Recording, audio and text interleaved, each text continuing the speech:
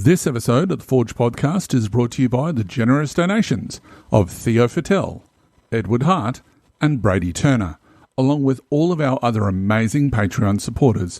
If you would like to become part of the Forge community, you can learn more at patreon.com/ForgeGenesis. Thank you. Correctly with the correct amount. D20 Radio, where gamers roll. www.d20radio.com.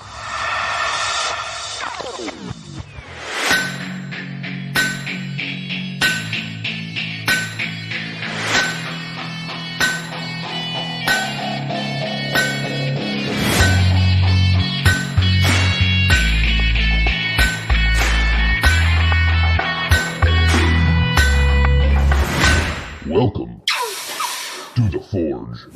Hello, Gamer Nation, and welcome to The Forge, a Genesys RPG podcast covering everything that you need to know about the latest and greatest from Fantasy Flight Games' Genesys Foundry and the Genesys Role Playing Game. I'm your host, GM Hooley, and what an amazing show it was last time. Great to have both Sam and Keith back on the show. But tonight we return to our usual schedule of fun times with you all, and all of your favourite segments.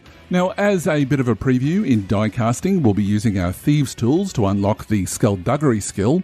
In the Furnace, we return to another fantastic episode on magic as we take you through the process of reimagining the Genesys Magic system. In Breaking the Mould, we'll be talking to Chris Markham about his Terrinoth Taverns supplement. Can't wait for that. And of course, we'll be answering your games and rules questions in Under the Hammer. For now, however, this apprentice would like to introduce you to his master, the wizard who has taught me everything I know, the jelly in my donut, the co-host of this show. It's GM Chris. Chris, how are you going? Well, now I can't stop thinking about jelly donuts. I know, right? Thanks. It's good to be back on the air, man. I've been traveling like a fiend for the past couple weeks. You have been. I've been watching it on Facebook with all of your photos and whatever else. Well traveled. Yeah. I mean, only mildly internationally. I was in Manhattan and then Toronto, and then down to Denver. Wow. So it's been interesting. I will tell you though. Okay, and God bless all the poor souls who are having to deal with the coronavirus outbreak right now. It's quite worrisome. So Toronto is obviously a major international airport. Yep. And as I came to learn after the fact, it is also one of the primary Canadian points of entry for Chinese flights. So I walk off the plane from Manhattan into the Toronto International Airport, and I flipped out because 90% of the airport staff, all the security and TSA and the flight agents and everything else, they're all wearing those surgical HEPA masks, Right. and surgical gloves, and it's like, oh my god, like, I need some hand sanitizer. Like, it really puts the fear of coronavirus in you. I'll tell you that. Yeah, it's like an episode of Outbreak or something like that. I know it's trippy, but speaking of wow, this is going to be a tasteless segue. Speaking of outbreaks, Hooley, Yes. Shall we talk about what's broken out new on the Foundry? I think that sounds like a absolutely fantastic thing to do, and we'll get into that in Stoking the Fire. Stoking the Fire. And welcome to Stoking the Fire, a segment dedicated to letting you know all there is to know about the releases from the Genesys Foundry and the Genesys Role Playing Game. But first, Chris, would you like to tell us about the D20 Radio podcast of the week? I don't want to. You don't want to? Why not? I don't want to because I'm okay.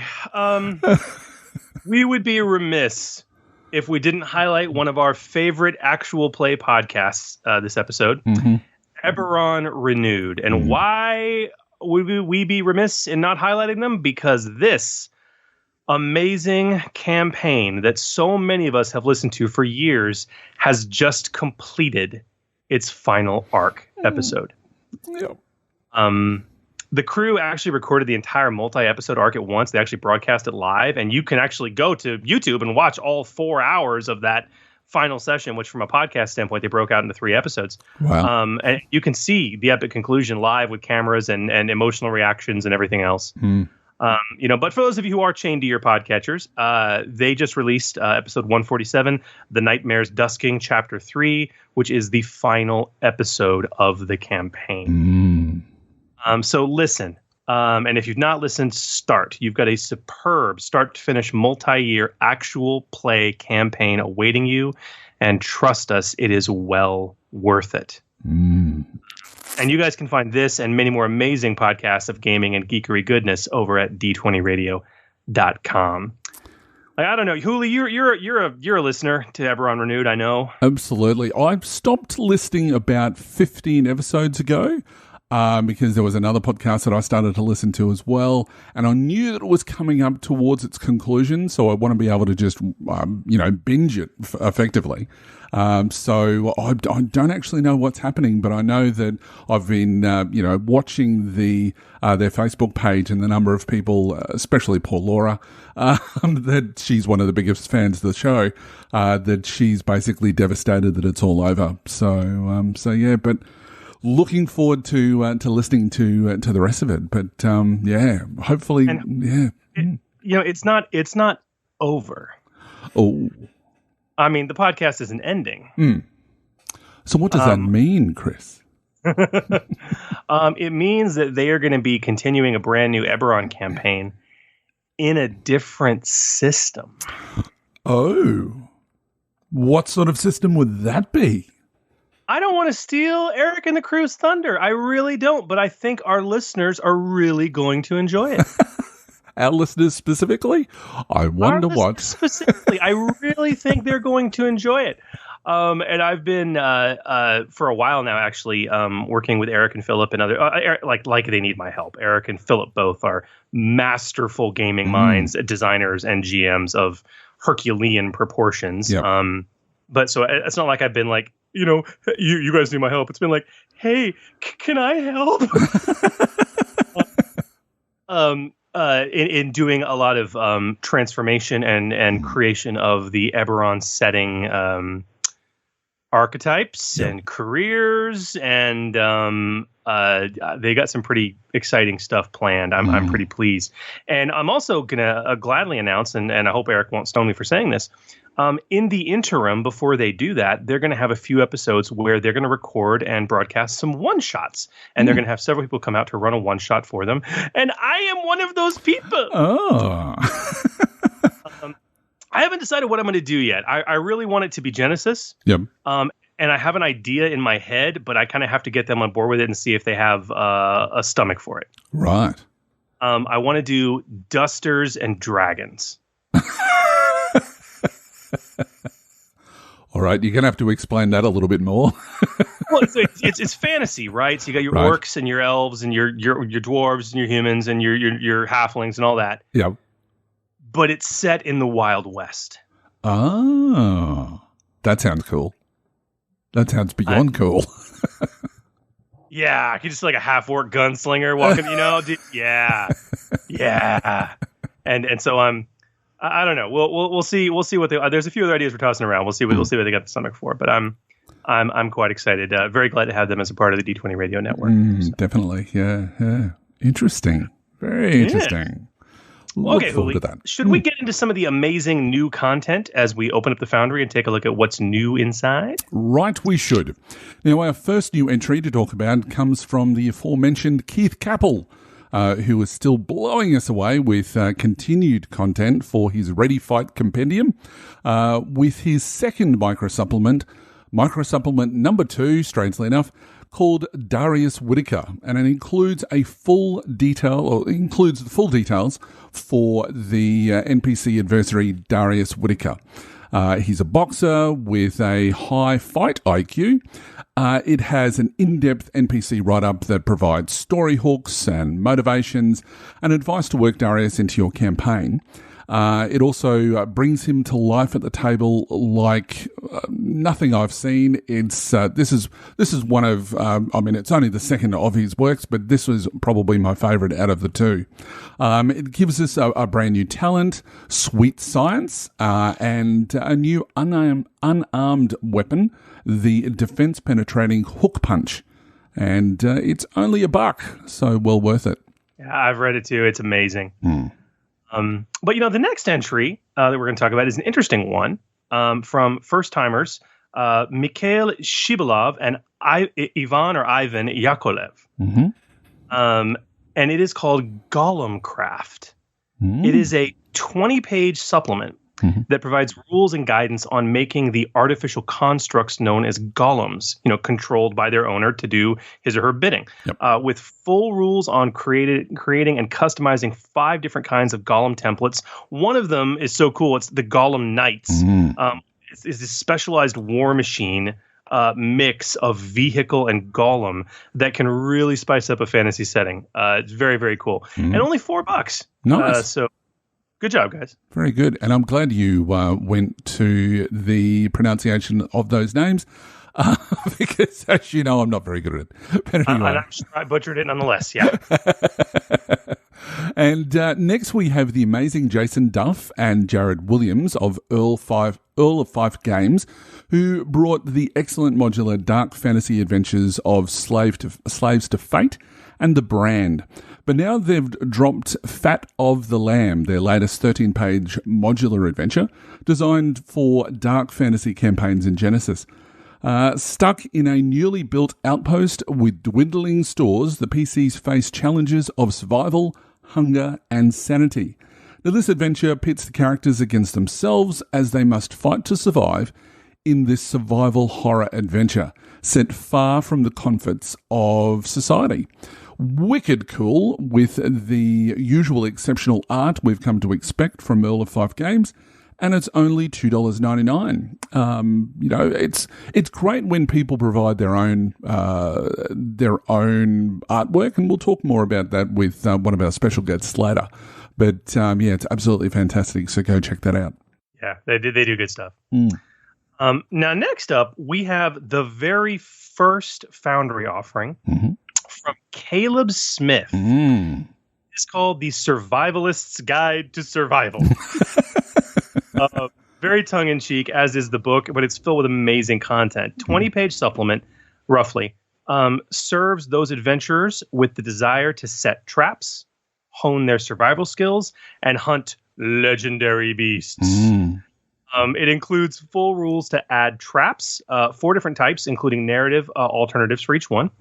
New equipment that actually enhances trap setting, which is going to actually really matters to something we're going to talk about in a bit when we get to die casting.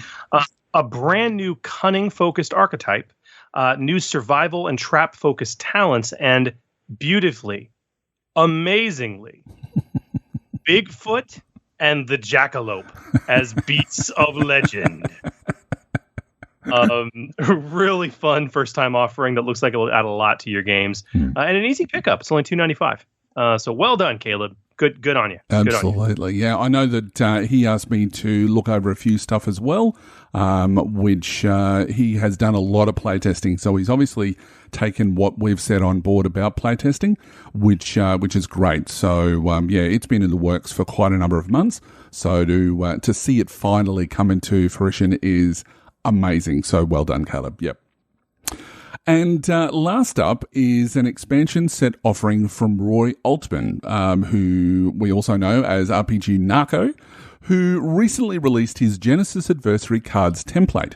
Now, it's a PDF of professionally designed adversary cards in a template form designed to work as an editable file entirely in Adobe Acrobat Reader so that you can create custom, beautiful adversary cards with nothing more than free software, which is a big, big plus. Now, Roy has recently released his adversary card templates for both Terrinoth and Shadow of the Beanstalk as well, so you can cover all of your settings. Whether he does something for Keyforge, we'll just have to wait and see. But very, very cool, and if you can, you can have it in your pocket for only $3.99. Absolutely worth it. It's fantastic. Excellent. And you guys can find these and many more great Genesys Foundry content over at drivethrurpg.com simply by performing a search using the words Genesys Foundry. And while you're surfing the web, why not jump over and become a supporter of The Forge by joining our Patreon? For as little as $2 a month, you can access our dedicated Discord server where you can interact with all of our fellow Forgians. Forgians? Well, look, Doctor Who fans are called Whovians and Star Trek fans are called Trekkies. So, look, why can't our fans be called something cool like Forgians? Okay, well, so it might need a little bit of work, but anyway, look, the higher tiers, if you are a Forgian, I'm going to make it work if it's the last thing I do.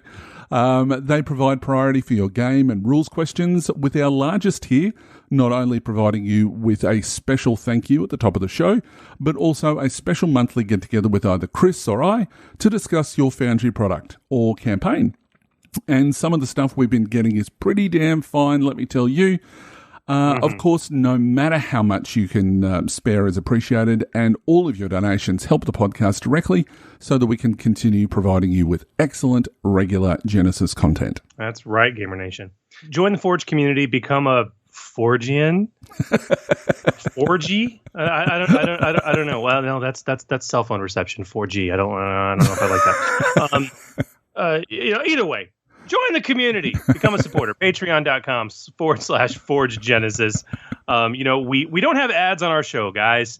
But it is not inexpensive to produce or maintain. So your donations, if you enjoy what we do, are incredibly well appreciated. Awesome. Absolutely. All right. Okay, Chris, are you primed and ready for some serious rules discussions? Damn right I am. Let's get the fire burning. Check out some die casting. Die casting. So the Forge podcast is all about bringing new creations to the table, and the Genesys RPG provides us all with a powerful set of tools to do so, specifically through skills and talents. Our die casting segment is about closely examining individual skills and individual talents and how they relate to the creations you craft. Last episode, we took a look at the signature spell duo of talents, and we came up with some interesting alternatives to make those talents more versatile. Actually, it wasn't last episode. I guess it was 2 episodes. Yeah, that's right. Yeah. Yeah. And speaking of versatile, however, tonight we are going to return to skills with a request from several of our patrons, including our Cellus and Scarpy, along with others, who asked us all to take a look at the Skulduggery skill. Well, now, aside from being the big skill for scoundrels, thieves, and ne'er-do-wells in Genesys, with obvious uses to conduct devious activities, and many other uses that can apply to often divergent characters and can often be used in ways most players and GMs don't consider.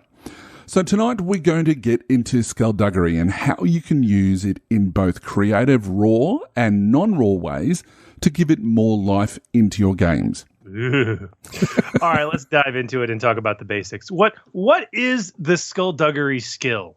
So the Skulduggery skill, it's a cunning-based skill, and it's on page 66 of the core rules, and the write-up for it says as follows. Most role-playing games have a long and storied tradition of characters disarming traps, picking locks, and, if those fail, breaking out of prison. In our game, characters perform those activities with the Skulduggery skill. Skulduggery covers a combination of skills your character would use to engage in covert or criminal activity. If you're playing a character you'd consider a thief or a rogue, this is one skill you should pick up. Now, Skulduggery is the skill to use to deal with nefariousness, physical activity, whether it be fighting dirty, breaking and entering, pickpocketing, picking locks, disarming traps, searching for holes in security systems, or casing a joint before a criminal endeavor. Now, the entry gives us some solid examples of when to use Skulduggery, which are pretty basic. I mean, this is a pretty straightforward skill in terms of the obvious things it can be used for. The specific examples the core rules give are picking somebody's pocket, lifting their wallet, okay, picking locks or disabling traps, as well as a lot of people forget, setting traps in the first place. Yep. It can be used to study a security system. Also, the book very clearly says it can be used to distract an opponent through guile or feint, such as, the classic, throwing dirt in their eyes during a fight, right? also, as a callback to our die casting on medicine, whereas medicine is the skill used to create and craft poisons, Skulduggery would be the skill used to administer them, such as surreptitiously slipping an awful poison into someone's food or drink. Now, what's important to remember, though, is that not all about being a crook or scoundrel is about Skulduggery. Investigators and law enforcement agents will often have a rank or two in Skulduggery to fight fire with fire, as will rough mercenaries and military scouts. So the book also gives us some great examples of what Skulduggery is not used for, though.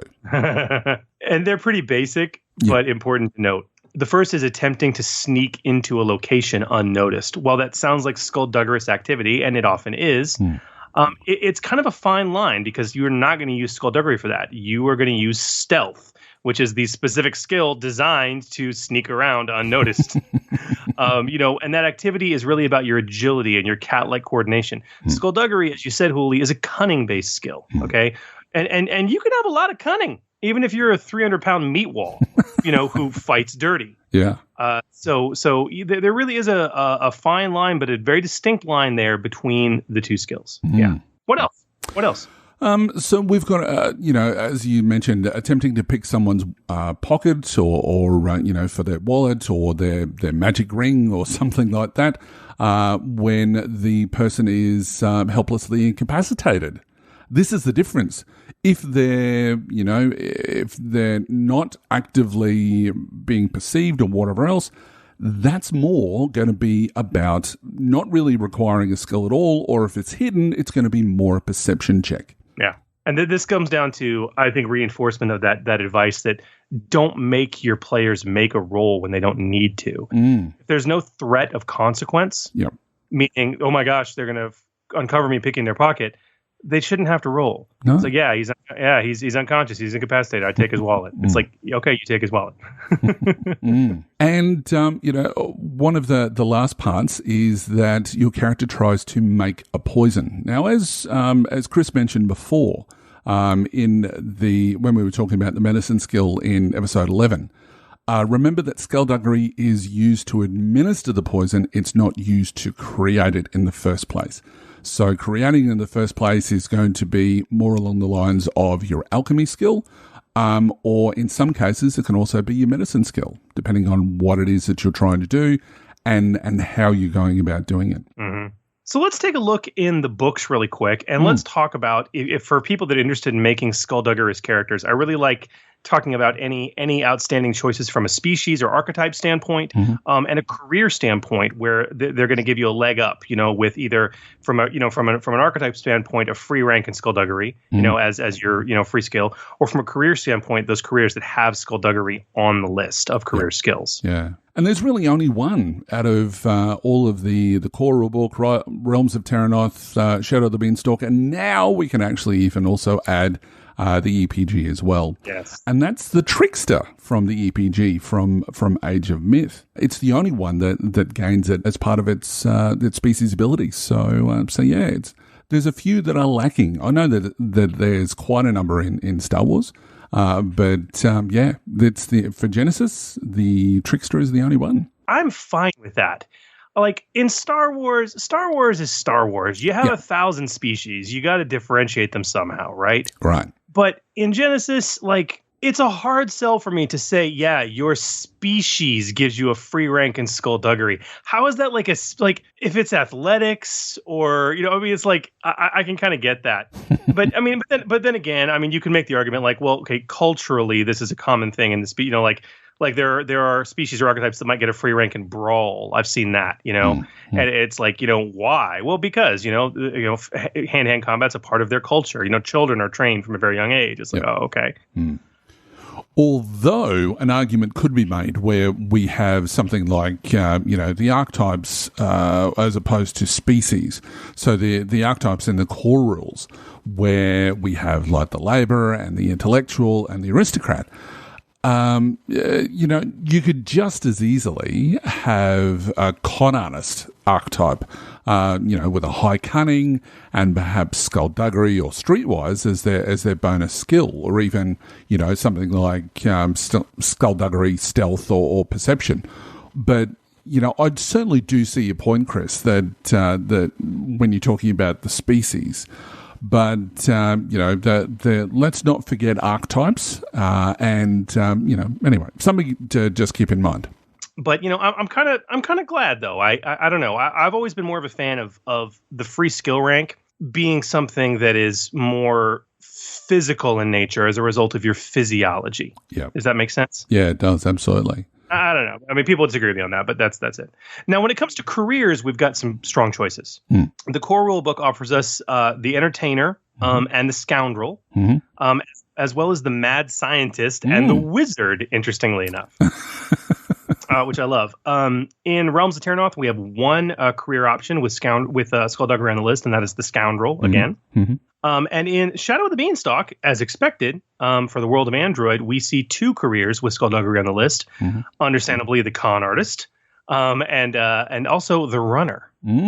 That's interesting. I'm a little bit confused. When I read that, I was a little bit confused about the mad scientist having Skulduggery. What's the story there? Dude, well, the mad scientist, well, it made sense to me, but when I think mad scientist, even though that's in the Weird War setting, that's a career to me that represents Frankenstein. Okay. So you're somebody who's a grave robber potentially. Ah, right. And the mad scientist, it's like science at all costs. So if I'm going to sneak in and steal secrets from somewhere, or, all the pulp stories of the mad scientist who's stuck into the museum to steal the ancient artifact, right? Or, yeah, I mean, I found it quite fitting. Yeah. Right. Yeah. Okay. That makes more sense. Very good. Also, the mad scientist's lair is usually riddled with traps. Ah, right. Very good. That makes more sense now. Thanks for that explanation. All right. Now, as far as talents go, there's only 3 published talents to this point that even remotely deal with Skulduggery. And that's Backstab, which is in Realms of Terrinoth. It's on page 89. It's a tier 3 talent.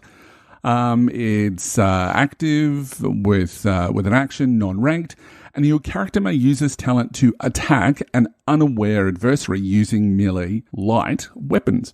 A backstab is a melee attack and follows the normal rules for performing a combat check using the character's Skulduggery skill instead of their melee light. If the check succeeds, each uncancelled success adds +2 damage instead of the normal +1. That's crazy. Let's break down how amazingly good this talent is, okay? It's a tier 3, and it should be, but it's sneak attack when you get down to it, right? But they call it backstab. There's no once a session, once an encounter, story point. No, forever. Yeah. When again, the adversary, the target has to be unaware of you, okay?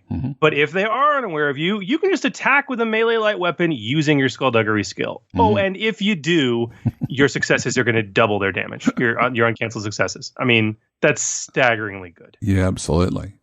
I do have a question about backstab, and this is, probably something that, we should cover at a later episode. But with backstab, one of the, as you say, one of the things is that the adversary has to be unaware of them. Yeah. When you're talking about a more narrative system where you don't sort of have, flanking attacks and stuff like that, like they do in D&D and Pathfinder, where it's more easier to adjudicate, the factor of being unaware is obviously going to be something to do with stealth.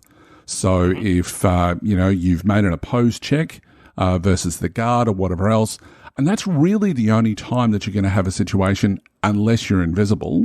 And even then, there is still an opposed check, but the other party basically would have higher difficulty. That's the only time that you're unaware really comes into play. So yeah, any thoughts on that, Chris? Well, you hit the nail on the head. It all comes down to narrative GM adjudication as to whether they're aware or not. And I got into a bit of an online discussion with somebody about this, actually, where they were basically saying, well, it's fun. If you're kicking off initiative with cool, then they're not aware of you, and then that first attack is going to be, you can use this talent. I'm like, no, that's not what using cool for initiative means at all. Yep. It just means that you're prepared for it to go down. That's all it means. You guys could be staring each other in the face and they having a conversation and still use cool to initiate an encounter. It's the level of preparedness and readiness for what's about to happen that the party has as to whether cool versus vigilance is used. So that's certainly not it. It has to come down to being hidden, not being aware. And this could be done in a couple ways. I mean, it's up to the GM and the player, but having a stealth check would probably be the obvious way to do it. I would even entertain a player using stealth or even deception in a crowd. That classic trope of, there's hundreds of people around and I walk up behind you and shiv you, in the kidney, where I'm using deception or stealth to blend in, basically. That would be good. But the thing is, typically speaking, once you do this, you're made. They know you're there anymore. You can't do it again. Yep. You would have to go through the effort and the corresponding action economy during a structured encounter to try and re-hide in order to get this. And it's also worth noting, it's not stupid. It's not overpowered because it has to be done with a melee light weapon. Yep. Okay. So it's not like you can do it. It's not like a sniper can do this. Yeah, true. And as we'll get to in a bit, when we were creating some custom talents for Skulduggery, I actually entertained an improved version of Backstab that will allow it to be done with a ranged weapon. And I did I just did a couple quick, like dice rolls with the app to try and test things out. Yep. And very, very quickly, I was like, nope, way too overpowered, way too overpowered. Yeah. So, yeah. I know that there are some rogue talents from Pathfinder and D&D, like 3.5 more than anything, that allow for that sort of thing. But honestly, that's when the game starts to break, when you get into that sort of thing. So, you can listen to Ebberon Renewed. Jeff's got like an 11th level character with like 9 or 7 or 8 ranks in Rogue, and he's got these stupid feats and it's like, oh, I happen to be flanking you, or or I have the advantage for whatever reason. Let me attack you with my base 1d8 weapon, and I just dealt 37 points of damage. It's broken. It's ridiculously broken, and I wish I was being hyperbolic. I'm not. That actually happened in this last episode. Frequently. It's like 37 points of damage, 42 points of damage. Oh, my God. Yeah. Oh, my God.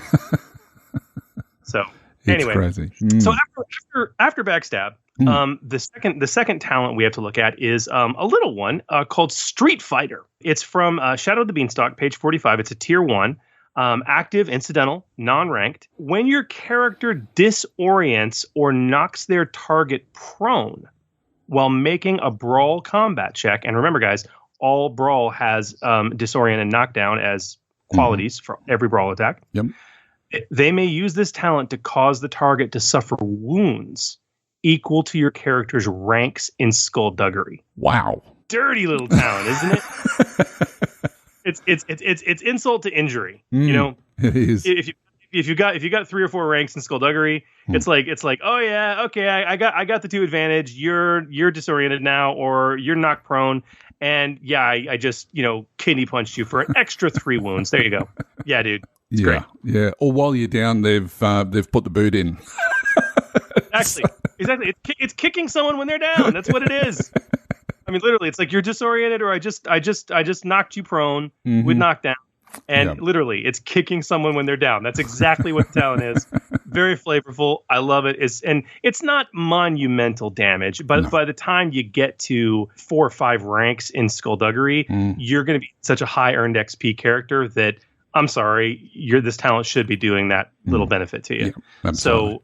Yeah, it's well designed, well balanced, and well costed. I think it's a great talent. Very, very useful for minions, I would suggest as well. So, yeah. Now, our last talent is Trimath Contact. Now, it's and again, it's from Shadow of the Beanstalk. It's page 45, and it's another tier 1. It's passive, non-ranked. And it says, when you take this talent, your character gains melee or Skulduggery, your choice, as a career skill. In addition, once per session, your character may collect a small favour from a member of a single org crime group chosen when you take this talent, even if they do not owe your character a favour. I love these talents because of that fact. It sort of it adds in that additional something that you can that a player can start to generate their own sort of adventure leads without it having to rely on the GM. So that small favor. Well, what could it be? And then suddenly, somebody's dragged into to the adventure as far as the other characters, and it just builds on that narrative, which is absolutely fantastic. But it's also a talent that gives you Skulduggery as a career skill, and that can never go astray as well. I love all of the tier 1 talents in Shadow of the Beanstalk for all of those reasons that I just mentioned. So, great talent. They're great. They're absolutely great. And speaking of Shadow of the Beanstalk, it's actually where you're also going to find we can't have this conversation about Skulduggery, Hooli, without talking about gear, right? No. Yep. Equipment that is used with or enhances Skulduggery in some way. And interestingly enough, like Shadow of the Beanstalk is where it's at for the most part. We really only have 2 pieces of gear, sadly, in the entire system that deal with Skulduggery. I see this as a huge gaping hole for any of you aspiring writers out there wanting to add some new content to the Foundry. But the first is obviously Thieves' Tools. Now, this is in the core rulebook on page 146. It's also cloned as Thieves' Tools in Realms of Terrinoth, page 101, and it's the exact same stats. And it's a collection of lockpicks, files, wires, and oil in a small leather pouch, which obviously provides the right tools for the job when it comes to, Skulduggery checks. But also, in addition to that, I love this, provides an automatic advantage to your Skulduggery check results when attempting to open a lock or a latch. Very cool. So I absolutely love that. As I said, it's in the core rulebook. It's cloned as again in Realms of Terrinoth, and it's actually same stats reskinned as lockpick set in Shadow of the Beanstalk, page 97 for your Android setting. But it's the exact same stat block. So. And along the same sort of lines, we then have the Lock Breaker, which is again from Shadow of the Beanstalk, page 97. And it's a modular electronic lockpicking device used for electronic locks. So key card locks, time locks, keypad or combination locks, etc. It acts as the right tools for the job for electronic locks, but also provides an automatic double success to Skulduggery checks to open electronic locks or latches, which is cool. Yeah. Well, it's a very Android thing because obviously it only works on electronic locks, right? Yeah. Which is what all locks really should be in Android. Yeah, absolutely. And it's pricey. It's not cheap. Free double success added to your results. How can you go wrong with that? Exactly. That's just nuts. I know. Now, Hooli, one of the things that, as we've gone through gear and talents and all this stuff, we've gone through the skill itself. One of the things that the books don't really talk about in any concrete ways, and maybe we can give some good recommendations on, like we're wont to do, is how to, maybe some recommendations or ideas for spending advantage, threat, triumph, and despair with Skulduggery checks. Yeah, absolutely. So let's look at advantages first up. So an advantage can be used to, decrease the time needed to perform a Skulduggerous task. So, if the GM says that, well, it's going to take 3 rounds to pick a lock or wait for, as we mentioned with the lockbreaker, that it's going to take, X number of rounds for it to work. Advantages can actually bring down that time. So that's a great way to use advantages. With triumphs, now this could be a major success of unexpected proportions, such as being able to craft a key for a lock for later use, or leaving 0 signs of passage, maybe even, relocking a door behind you so that as it closes, it's as though that, you were never there. So that's a really cool use of a triumph, I think, as well. But what about threats and despairs? Oh man, this is where the fun stuff comes in, especially with Skulduggery. Yeah. So threats for Skulduggery, this shouldn't be too hard. There's an obvious one actually, and you can borrow it from the recommended threat usage for combat. This is stressful work. All right. Cracking a safe, cutting through a security system, picking a lock. This is stressful work. So obviously, threat can, and I've done this, threat can be used to make the characters suffer strain. Mm-hmm. It also, higher numbers of threat, 2 or 3 threat could be used to damage any tools that are used by a step. Mm-hmm. Or my personal favorite, leave a sign of tampering, right? So you did it, but people can tell that you did it. Now, with despair, I think it's a little different whether you succeeded with the despair or whether you failed with the despair. Yep. If you succeeded, this can be really useful to leave behind clear signs of tampering, or better yet, clues as to who did the tampering. Your roguish Skulduggery's character accidentally drops something in the process, right? Right.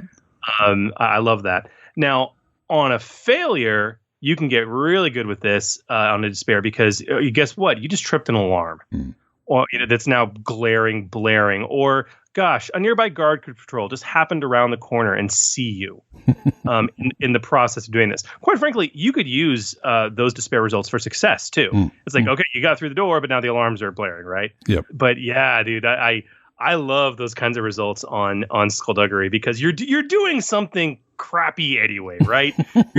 you're doing something you don't want to get caught doing. Yep. And despair means, guess what? You just got caught. You may still have succeeded. Oh, I got his wallet, but he saw me doing it. Yep. Actually, I probably wouldn't enforce that because you don't want the despair result to negate the success, right? Yep, right. So maybe he didn't catch me doing it, but a round after I make with the wallet, he notices it's gone. Okay. Yeah. And starts tearing who took my wallet? Okay, so it's stuff like that. But yeah, these are cool options. These are very, very good options. Very good options. Yeah. One of the things that I've done in my games in the past is with threat is that you save it up. So if they're breaking into whatever, like a large complex or something like that, and you know that they have to go through certain areas, and do certain things such as, using this stealth, using Skulduggery and whatever else, is that if they're building up threat, there is nothing better, in my opinion, when they say, okay, well, I've rolled 2 threat. Okay, no worries, thanks. Or what are you going to do with that? Oh, nothing. It's all good. Thanks. And you just mark it on your paper. I know exactly what you mean. So are you familiar with an RPG called Blades in the Dark? I am. Great game. Absolutely unbelievable game. And for those of you who want a real scoundrelly game where all the heroes are scoundrels, literally, that's the whole point. It's phenomenal. And John Harper, who wrote it, is actually one of my RPG heroes. He created Lasers and Feelings and Lady Blackbird and several other like micro RPG one-shots that have been loves of mine for a very long time. Yep. Anyway, in that game, they have a mechanic called clocks. Okay. Where if the party needs to do a task, or if they're facing discovery or threat, the GM puts a clock, and it's a circle with segments in it, like a pie. And depending on how things are, it might be a shallow clock, like with only 4 segments. It might have 8 or 10 segments in it. And you can set a clock for like being noticed by the guards, and as they roll consequences, it ticks off areas in the clock. And when the clock's full and all the segments have been ticked, oh boy, you've just been noticed, right? So a great suggestion I have for that use of threat is to just tally it like you're tallying one of these clocks, where it's like, okay, this is it's not a heavily guarded facility that you're trying to break into, but there is some security and they do patrols. We're going to set this as 6 segments or 8 segments. And every threat that's rolled ticks off a segment. And it's one of the things, it's like, oh, you finally hit enough. Oh, boy, you've been noticed. And if you look at one of the tones that they have in the EPG, uses a very similar mechanic, but they're only using it for despairs. You can, I think it's the heat mechanic, which we talked to Sam and Keith about. And I think it was Jason Marker who came up with that mechanic, and it's absolutely fantastic. But you can also add your threat in there as well if you want to say that, for every 6 threat, that's the equivalent of a despair as well. So you can really increase the tension at your table by adding that mechanic in there for anything really. So especially when there's, as you say, Chris, as the time frame that builds that tension. So interesting stuff. So since we've been talking about some, I guess, non-traditional or non-standard ways already to utilize threat and despair for Skulduggery results. Let's transition into my favorite part of this segment, which is non-standard and also non-raw uses for the Skulduggery skill itself. Well, one thing that I've seen used, and it's although it's not specifically called out, but it is a holdover from Star Wars. Most narrative GMs will totally allow Skulduggery for the overall casing of a building or planning a criminal enterprise. So if you have something like your Ocean's 11 that they're setting up, making sure that everything's right and learning about how many guards are at what places at what times. Skulduggery is a great use for that. What's your thoughts on that? Oh, no, yeah, it's perfect. I allow Skulduggery for that all the time. I actually, not too long ago, ran a skill challenge where they were going to do a breaking and entering. And they decided they wanted to case the joint beforehand. And it was like, one guy was like, I want to use perception. I'm like, sure. Another guy was like, I want to use Skulduggery. I'm like, to case the joint. And I'm like, absolutely. And it was a primary skill. It didn't even increase difficulty. It made total sense. Yep. So I love that. I love it. Now, on the flip side, Hooli, whereas Skulduggery can be a meta skill that's used to plan a criminal act, it can also be used to, on the other side of the coin, to investigate a crime. And I hinted at this before, but an investigator or a detective is well within their purview to ask the GM to use their Skulduggery skill to review a crime scene after the fact, specifically when breaking and entering was involved. Understanding how a criminal did something, what points of entry they used, what holes in the security system they found after the fact. Totally, you can use Skulduggery for that. Additionally, maybe not necessarily finding, but analyzing crime-related clues that could be under the Skulduggery banner. So, for example, if I find some discarded lockpicks on the floor, I would totally, as a GM, be like, "Yeah, well, give me a Skulduggery check to find out who made them, where they come from, things like that." Or if there's thieves' tools of any kind left behind, or a glass cutting rig, or something like that, I would totally allow that to analyze those types of criminal clues, so to speak. And that's where triumphs can come in as well, that if you're using it in that way, to actually identify the modus operandi, or MO, as many people will know it, of a particular criminal or particular criminal organization. 2 triumphs may, who exactly that person is who's done that. So, there's obviously crime gangs and whatever else have certain ways of doing that as they're teaching their younger students, if you want to call it that, on how to break into houses, how to perform these tasks. That then you're using those triumphs to then help you move those, as you said, Chris, before with clues. To move them in that direction so that they know exactly what is the next lead that they have to carry on with. Yeah. And as we're making that recommendation, guys, we're not saying that Skulduggery is the only skill that can be used for that. It's just saying it can be, especially if your setting has like the equivalent of a knowledge underworld. Okay. Or especially when it comes to clue analyzation, like a knowledge skill around science, obviously that can be used as well. And Hooli, the example you just mentioned of, whose calling card is this, or what gang perpetrated this? An appropriate knowledge skill could do just as good. But Skulduggery, why not? Because I think that in that sort of a circumstance, a knowledge check would be more along the lines of you learn more about how it's been done. Which could then lead into, going into do additional research or something like that, or even perception in that case. But because Skulduggery is very much a criminal sort of, has a criminal bent to it, it's more along the lines of who would be doing that sort of thing rather than the others. But so it depends on what sort of skill that you're using, what the results will be.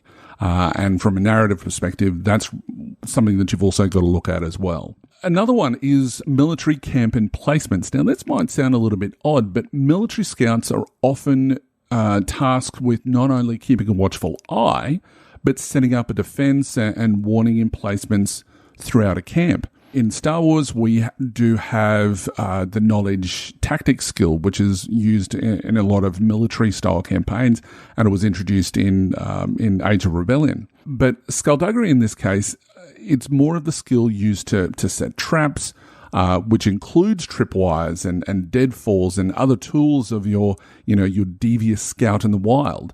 So, if you've got somebody like good old Arnie in Predator, setting up all of those traps for the Predator when, after he'd fallen down into the mud and was covered and whatever else, that Skulduggery would be used for doing that so that he could be safe and be setting all of these traps around him so that it's going to get set off very, very quickly.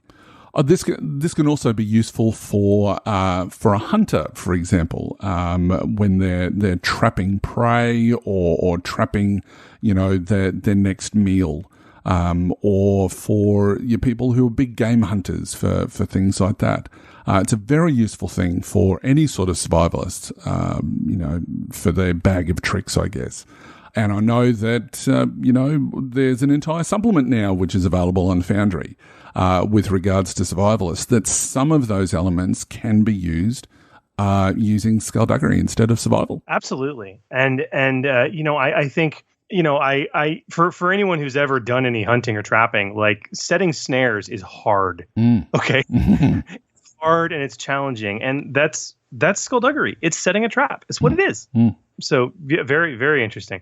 I would even let, although honestly, this is more, that's the thing too. Like, you could use it. Survival is going to be the de facto skill, obviously, for trapping. But if somebody said, I'm in the wilderness and I happen to be a scoundrel and I'm hungry and I want to set a snare, I would let them use Skulduggery. Not an issue. Because I know that some people sort of suggest that kobold stats, for example, should have all about survival. Not necessarily. So, maybe it is more to do with Skulduggery. It depends on what sort of kobolds you've got, I guess. But yeah. Yeah, it makes total sense to me. Now, there are two more things that I think that we've forgotten about, and I'd like to cover off on, and that's forgery and disguises. Now, both are clearly part of any criminal enterprise, but one is Skulduggery and the other one isn't. Now, let me explain that.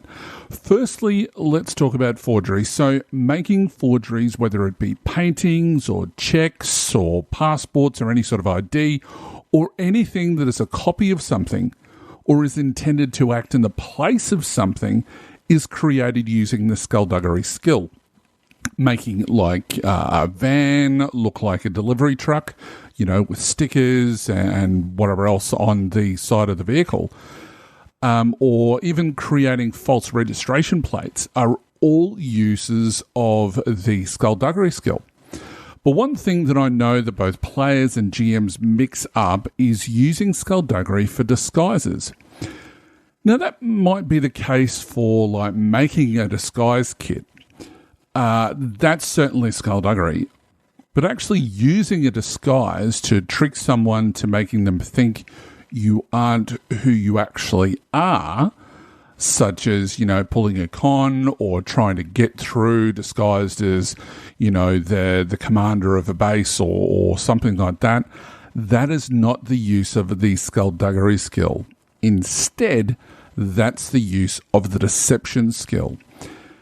Now, I know that players have spoken to me in the past about whether Skulduggery could be used to apply makeup or whatever else. And you know what? Look, I've let that go. But realistically, deception is the skill to use disguises and things like that. But, at a pinch, Skulduggery could be used to assist someone when they're actually, putting on the disguise. Absolutely. So, okay, now that we've talked about these sort of expanded raw uses, let's talk about the non-raw uses.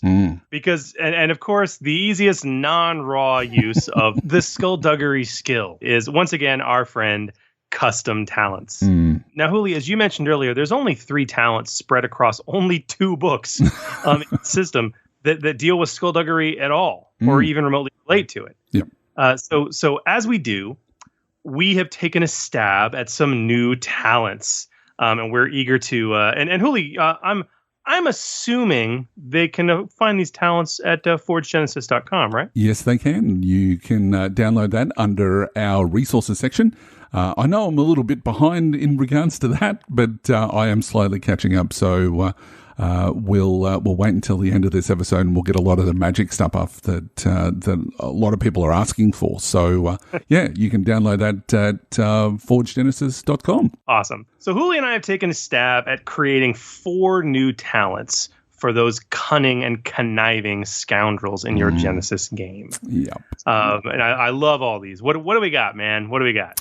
All right, so our first one is called Crooked Fingers. Now, it's a tier 1. It has a passive activation, and it's non-ranked.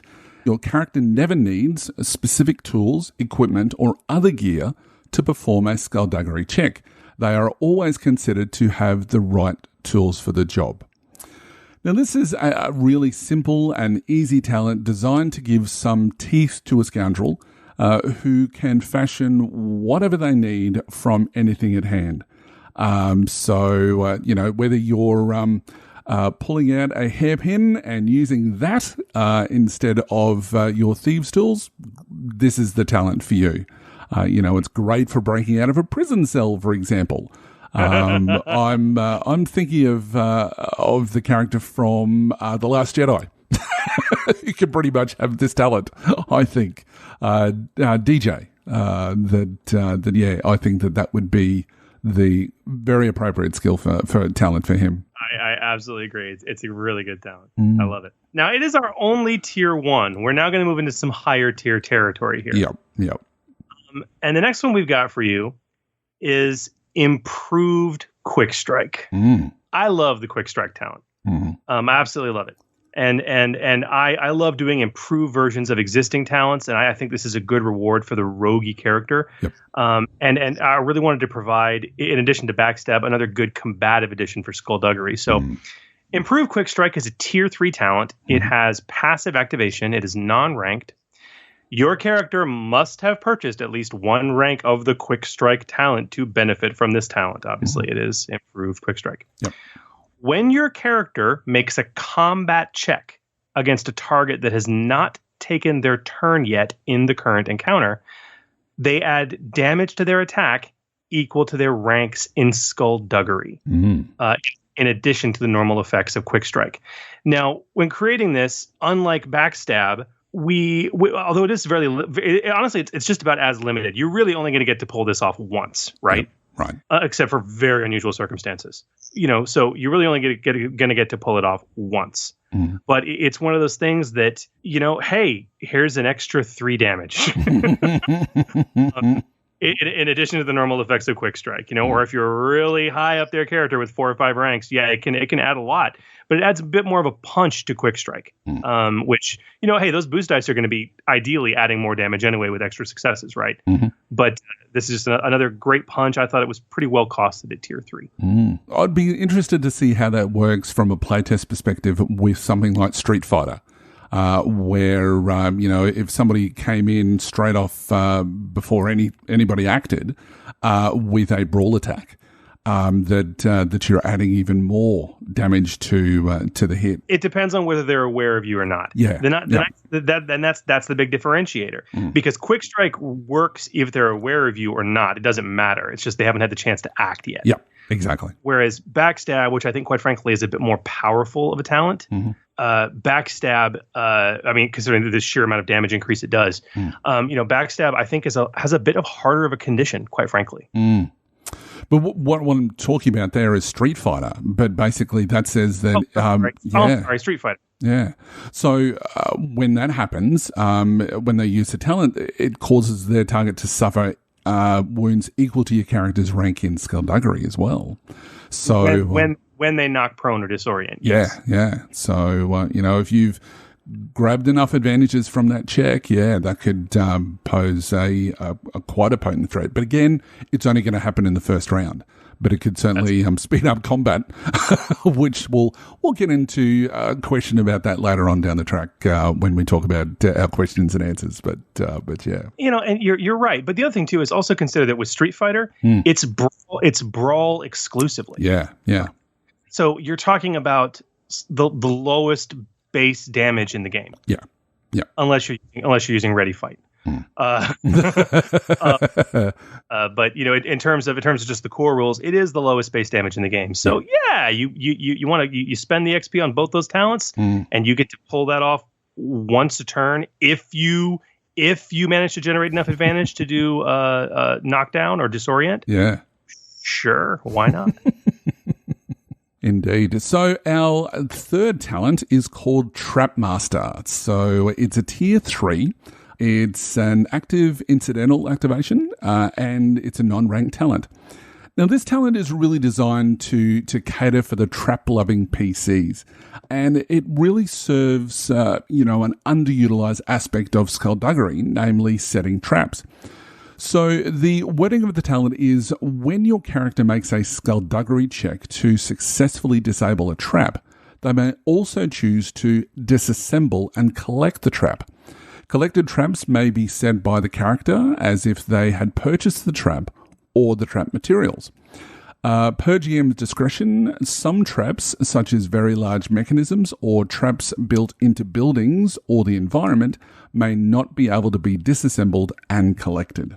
So, if you want a way to make that trap portable so that you can then use it on the bad guys when they're chasing you, great talent to have. Great talent. It's not always going to work for me. It's like, hey guys, I disassembled the deadfall trap. It's in my pouch.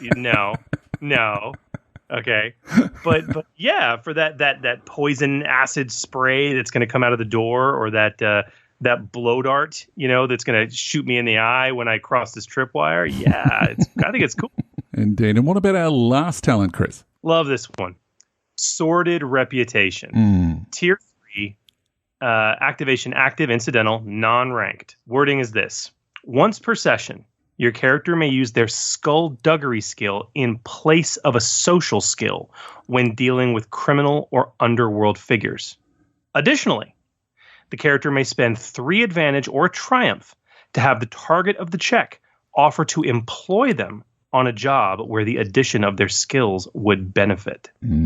Talents it's like you were saying earlier with the Shadow of the Beanstalk talents, Huli. Talents that add a narrative element, I just love. They can provide a lot of extra flavor to the session, and this talent is very much in that vein.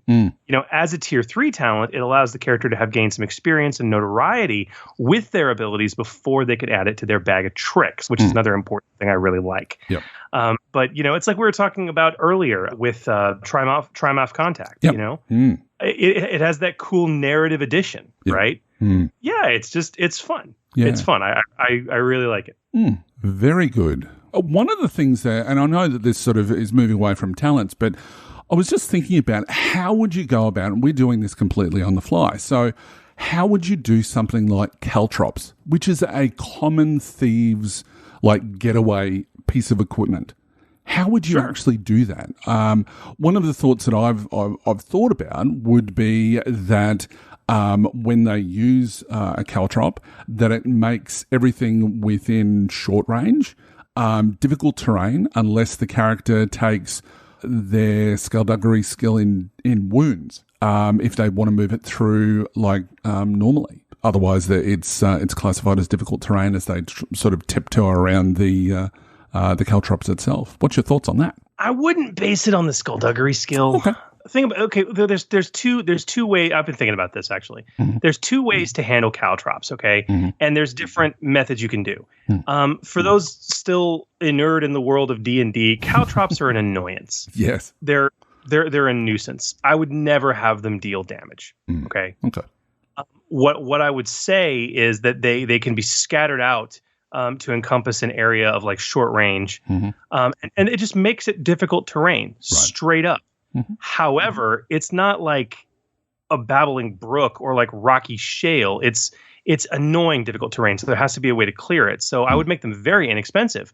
But the write-up I would do would be that a person moving through a caltrop difficult terrain can attempt a coordination check to ignore the difficult terrain, but that coordination check is opposed by the character who threw the caltrops Skulduggery. That's a better way of doing it. Now, that's one avenue if you want to treat caltrops as the minor annoyance. Yep. If you want to make them, and consequently, I would make them more expensive. And like one-time use as well. It would be like limited ammo 1. Right. Unless you want to take 10 minutes to kind of gather them all up after the combat, the way you could an arrow or a knife. I mean, that would be fine. Yep. If you're going to do that, I wouldn't make it out to short range. That's staggeringly OP. I would make it into an area like engaged, and it's kind of hard to define that, but I would say, within the current range band, basically. Right. And at that point, I might say, it's difficult terrain. Anyone moving through it also suffers wounds equal to, I don't know if it would go. I mean, you could go with the character's rank in Skulduggery, but I would say unless they make an opposed, coordination check. Yeah. But I'm a huge fan of simple, so. Yep. I go for cheap and it's difficult terrain. There you go. Yeah.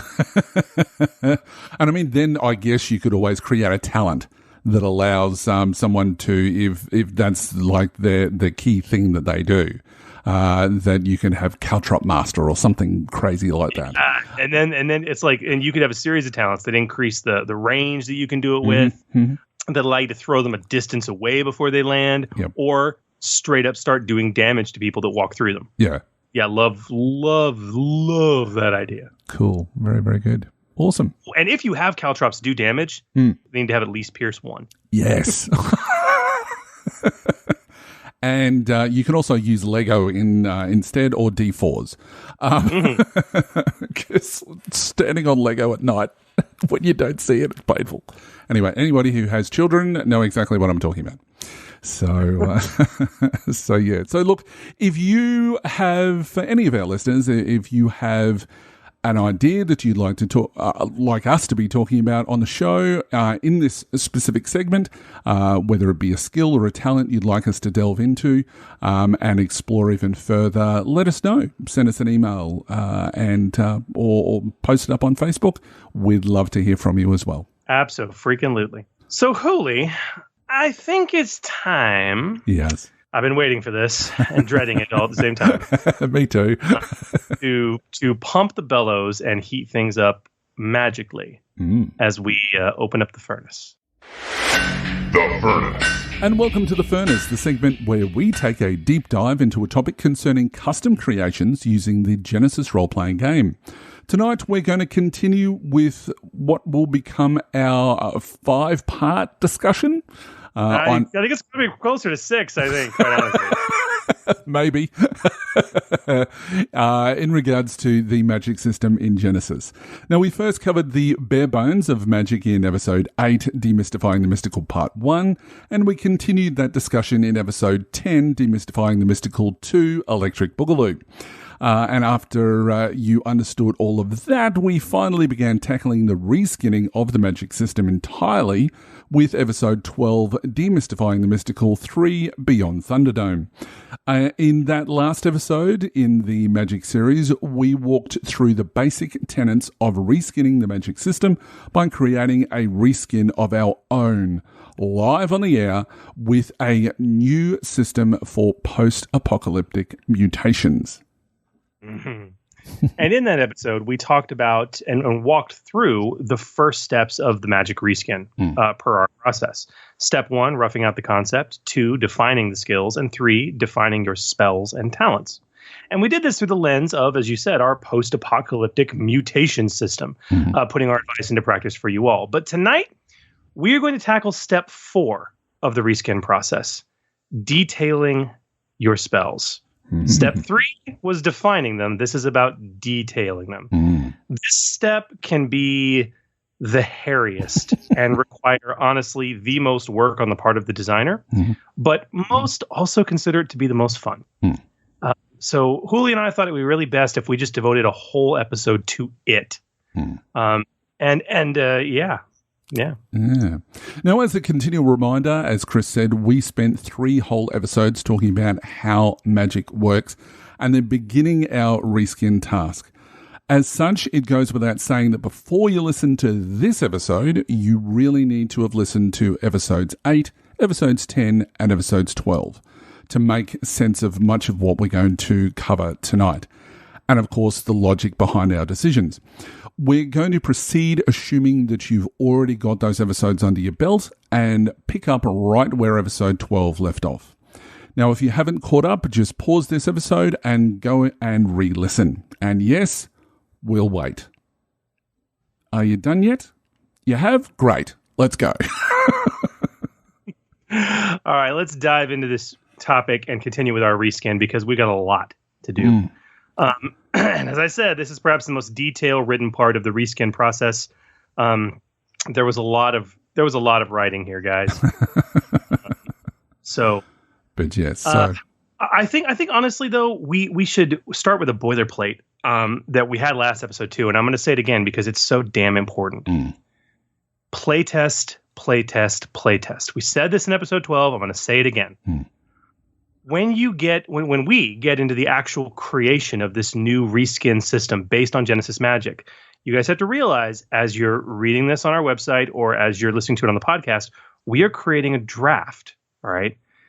This means that the post-apocalyptic mutation systems we are creating live, as wonderful an example and teaching tool that is not ready to be played yet or guaranteed to be fit for a public table because we have not had the opportunity, understandably, because it's not built yet, to play test anything. Okay. More than anything else, such deep new systems like a Magic reskin must be play tested out the wazoo as much as you can manage. This is non-negotiable, people. Non-negotiable. So keep in mind that this huge multi-episode creation effort will still hinge on ultimate refinements and changes that have to come after playtesting. Yeah. Okay. Absolutely. Yeah. All right, so let's review what we've talked about first. So back in episode 10, we began the process of a fresh new reskin, turning Magic into a post-apocalyptic Mutations. We went through the first 3 steps, which is step 1, it was to rough out your concept. We defined the mutations as our core. The sources of these powers and where they came from is obviously mutations. The effects of these powers would be fairly broad, but we decided what they would be.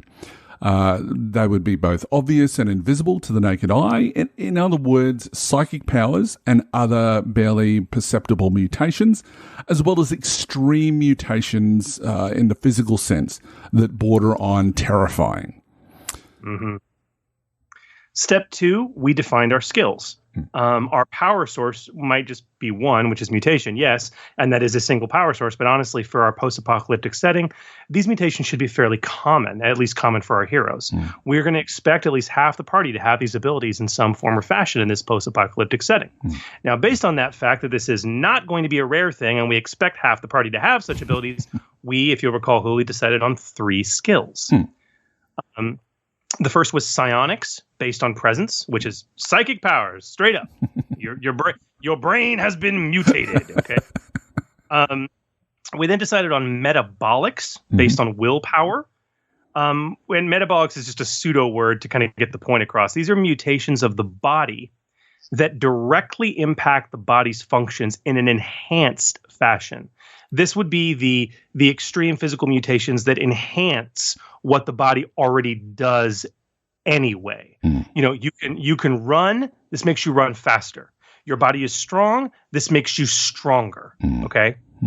Which is very different from the third mutation power skill that we came up with, which is aberrantics, based on cunning. Totally made up word. Based off the word aberrant. But these are the subtle and extreme physical mutations that are just flat out weird to accomplish weird things. Mutations of the body that provide entirely new abilities, not enhancements of existing capabilities. Metabolics is cool, but it's never going to let you breathe underwater or fire porcupine quills from your spine, okay? Or glow with bioluminescence. These are things that are totally unnatural. They're not like evolution or enhancement of what we can already do. They are brand new, weird things. And that's what Aberrantics covers. Yeah. So step 3 is to define your spells and talents. Now, from the key effects we identified in step 1, we settled on some more concrete effects to use. We have attacking, which is causing damage without using a weapon, maybe with psychic powers, for example, or something physical, but still weird like acid vomit, as Chris mentioned before, porcupine-like spines, or blasts of radiation, etc. We had telekinesis, which is the obvious, moving things with your mind, improved durability and or defense, improved physical and or mental abilities, such as like super strength or super intelligence. Look at the big brain on Brett, for example. And super fast healing as well. The last of those was survivability in strange circumstances. So it's going to be things like breathing toxic atmosphere normally. So, you can go into some sort of an area which has been restricted because of all of the toxic gases in the area, and you can create the means to be able to walk in there in the first place without being affected. Radiation immunity and also amphibious breathing. From that, we immediately identified things that were all good candidates to be broken up into spells. And we did this kind of at a high level. We categorized our spell-worthy effects into specific spell actions. And some of those you'll be familiar with already. So we had block, and this will be similar to barrier. And it's about improving your durability or your defense. The skills that we decided to use for block were going to be psionics and metabolics. We then had enhance, which is similar to augment, and this is about improved physical and or mental abilities. We decided that metabolics was the best skill for that. We then have strike, and this will cover all of our attack actions. And we decided that psionics was obvious and aberrantics was the other. We then had survive. Now, here's one we'll make entirely new from scratch, and it will likely be unique to the post-apocalyptic setting as well. Mutations that increase your survivability in unusual circumstances, so in other words, on-the-fly adaptations. We decided that the skills for this were going to be aberrantics and metabolics. Our second last one is telekinesis, and, let's borrow a page from episode 8, where we already created the telekinesis spell. In this case, it's going to be totally fitting for what we need for the mutation powers, and it's less work for us. So we decided that the skill to use for that was obviously going to be psionics. And then the last ability that we had was going to be weird, which we felt was fitting for everything else, should I say. So mutations that are often going to provide a host of small but beneficial talents in weird and strange circumstances. So, it's going to be the utility spell, basically. And the skill we decided for that, just due to how we described it, was going to be aberrantics. Yeah. Now, what I loved about this was how balanced we made it. Each skill has 3 of these 6 spells that they can access. And each skill also has a unique spell that only it can do. Yep. So I absolutely love that. And also, we fleshed out step 3 at the end of episode 12 with simply coming up with a much better name than spells, because we obviously need to change that for this particular reskin. And we simply settled on powers. Yeah. So that's what we're going to call it going forward, these mutation powers. Okay, Hooli, let's now that we've spent a bit of time reviewing and getting our listeners re-engaged with those decisions, let's talk about step 4, detailing out the powers. Yeah. We have a lot to cover. Absolutely. Now that we've reviewed all of that, we get into the next step. The basic process is this. So we're going to go through the task of taking our 6 powers that we now have, that we've defined in the previous episode, and actually flesh them out. Now, using the advice that we provided in episode 12, we're going to beg, borrow, and steal, because you're allowed to do that in this, as much as we can from the well-tested and balanced existing magic spells from the core rules. But we do have a few things, I guess, that we'll need to create out of whole cloth. So we're going to have to create it from scratch. Additionally, a good supplement will have dual sections for most powers or spells. One for narrative use and one for structured encounters. So we're going to have to cover off on that as well, as they do in the core rules. So for our purpose and to save some show time, we're going to combine both sections into our write-ups. Yes. So what's our first one, Chris? Well, block. Obviously, we said block, right? Mm-hmm. We knew from the get-go we were gonna borrow from the barrier spell on this. Okay, It's balanced. It works well. Very little changes needed, other than a skill-focused facelift and some theme-focused changes, especially to additional effects, which you guys will see throughout all of our begged, borrowed, and stolen spells into these mutation powers. Yep. So block itself, the power, allows for concentration, and as we said before, its skills are metabolics and psionics. The write-up is as follows. Characters with psionic and metabolic mutations have the ability to protect themselves, and in some cases others, from incoming damage. This could be a momentary thickening of the skin or a rush of white blood cells throughout the body, in the case of metabolics, or a field of mental force energy erected to deflect incoming damage, in the case of psionics. The character targets themselves and then makes a metabolics or psionics skill check. The default difficulty of the check is easy, 1 purple die.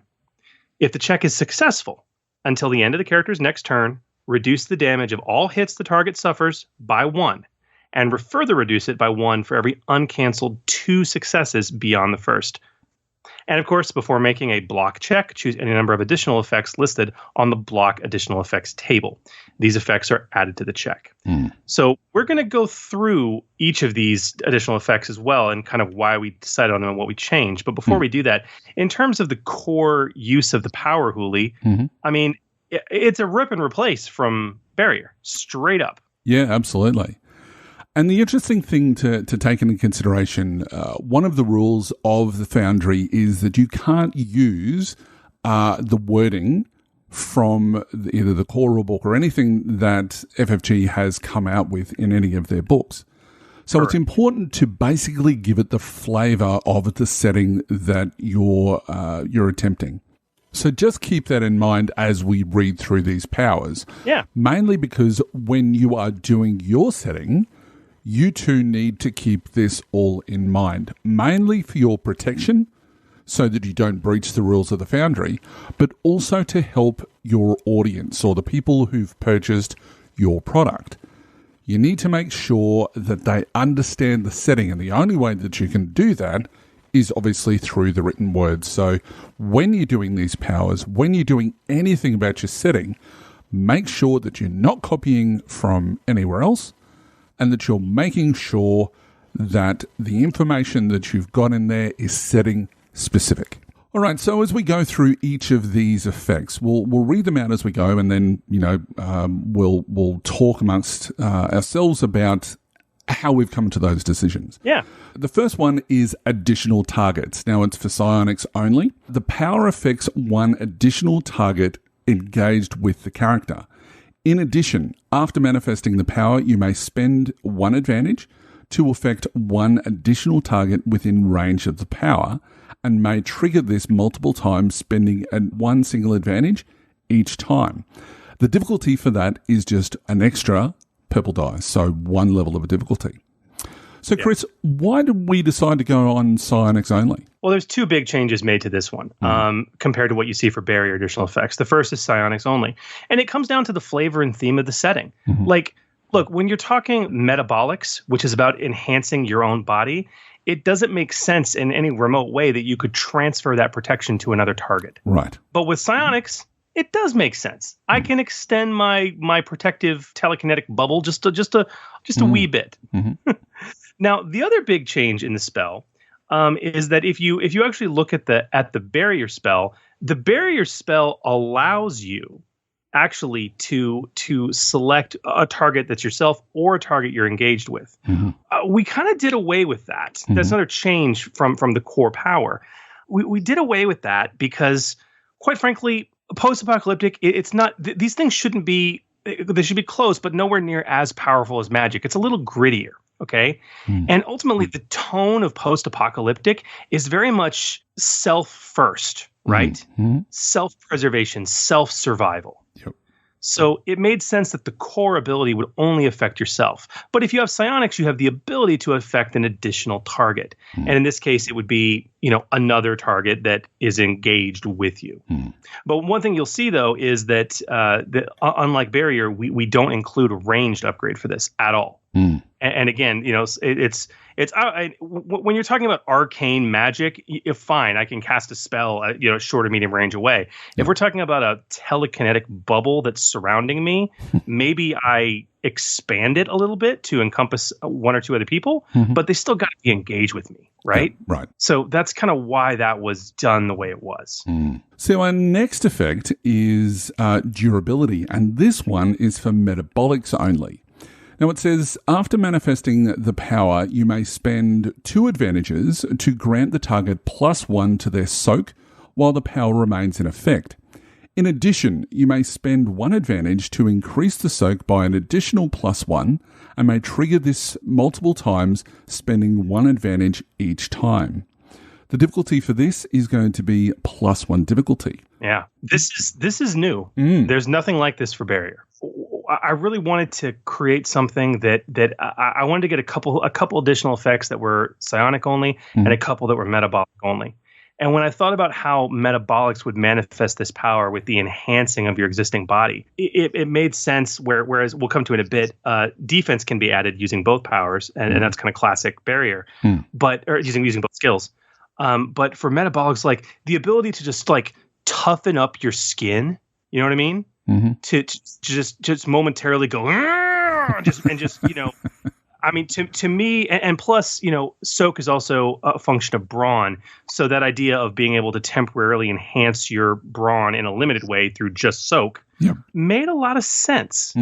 But soak increases are powerful from a talent perspective. They're not easy to come by. I mean, you have ranked talents that are a little expensive when you start getting up there. So compared to some other things, I don't know. We thought it was 2 advantage worthy to get the base effect. Yeah. But when you get past 2 advantage, the average amount of advantage you're going to roll on a check is 1 or 2. That's just flat out. Okay, unless you're really skilled. So you can pump up the soak even more for more and more and more advantage. But those are going to be the hedge cases that really make this additional effect kind of fun. Yeah. The next one we had is add defense. Now, each affected target gains ranged and melee defense equal to your ranks in discipline. And that's going to be +2 difficulty. This is straight out of the Barrier additional effects, with the one major exception being the keyed skill. Now, this is the first time we're mentioning this in this process, and we'll mention it now, and you'll see it again and again. We talked about this back in episode, I think, 8 or 10, where the core rulebook when it comes to Magic says knowledge, right? But you know that when you've got your own unique setting, you're going to have myriad knowledge skills. So you have to change that anyway to meet, in the case of arcane magic, like a specific knowledge skill. And for other things, you may have to change it again.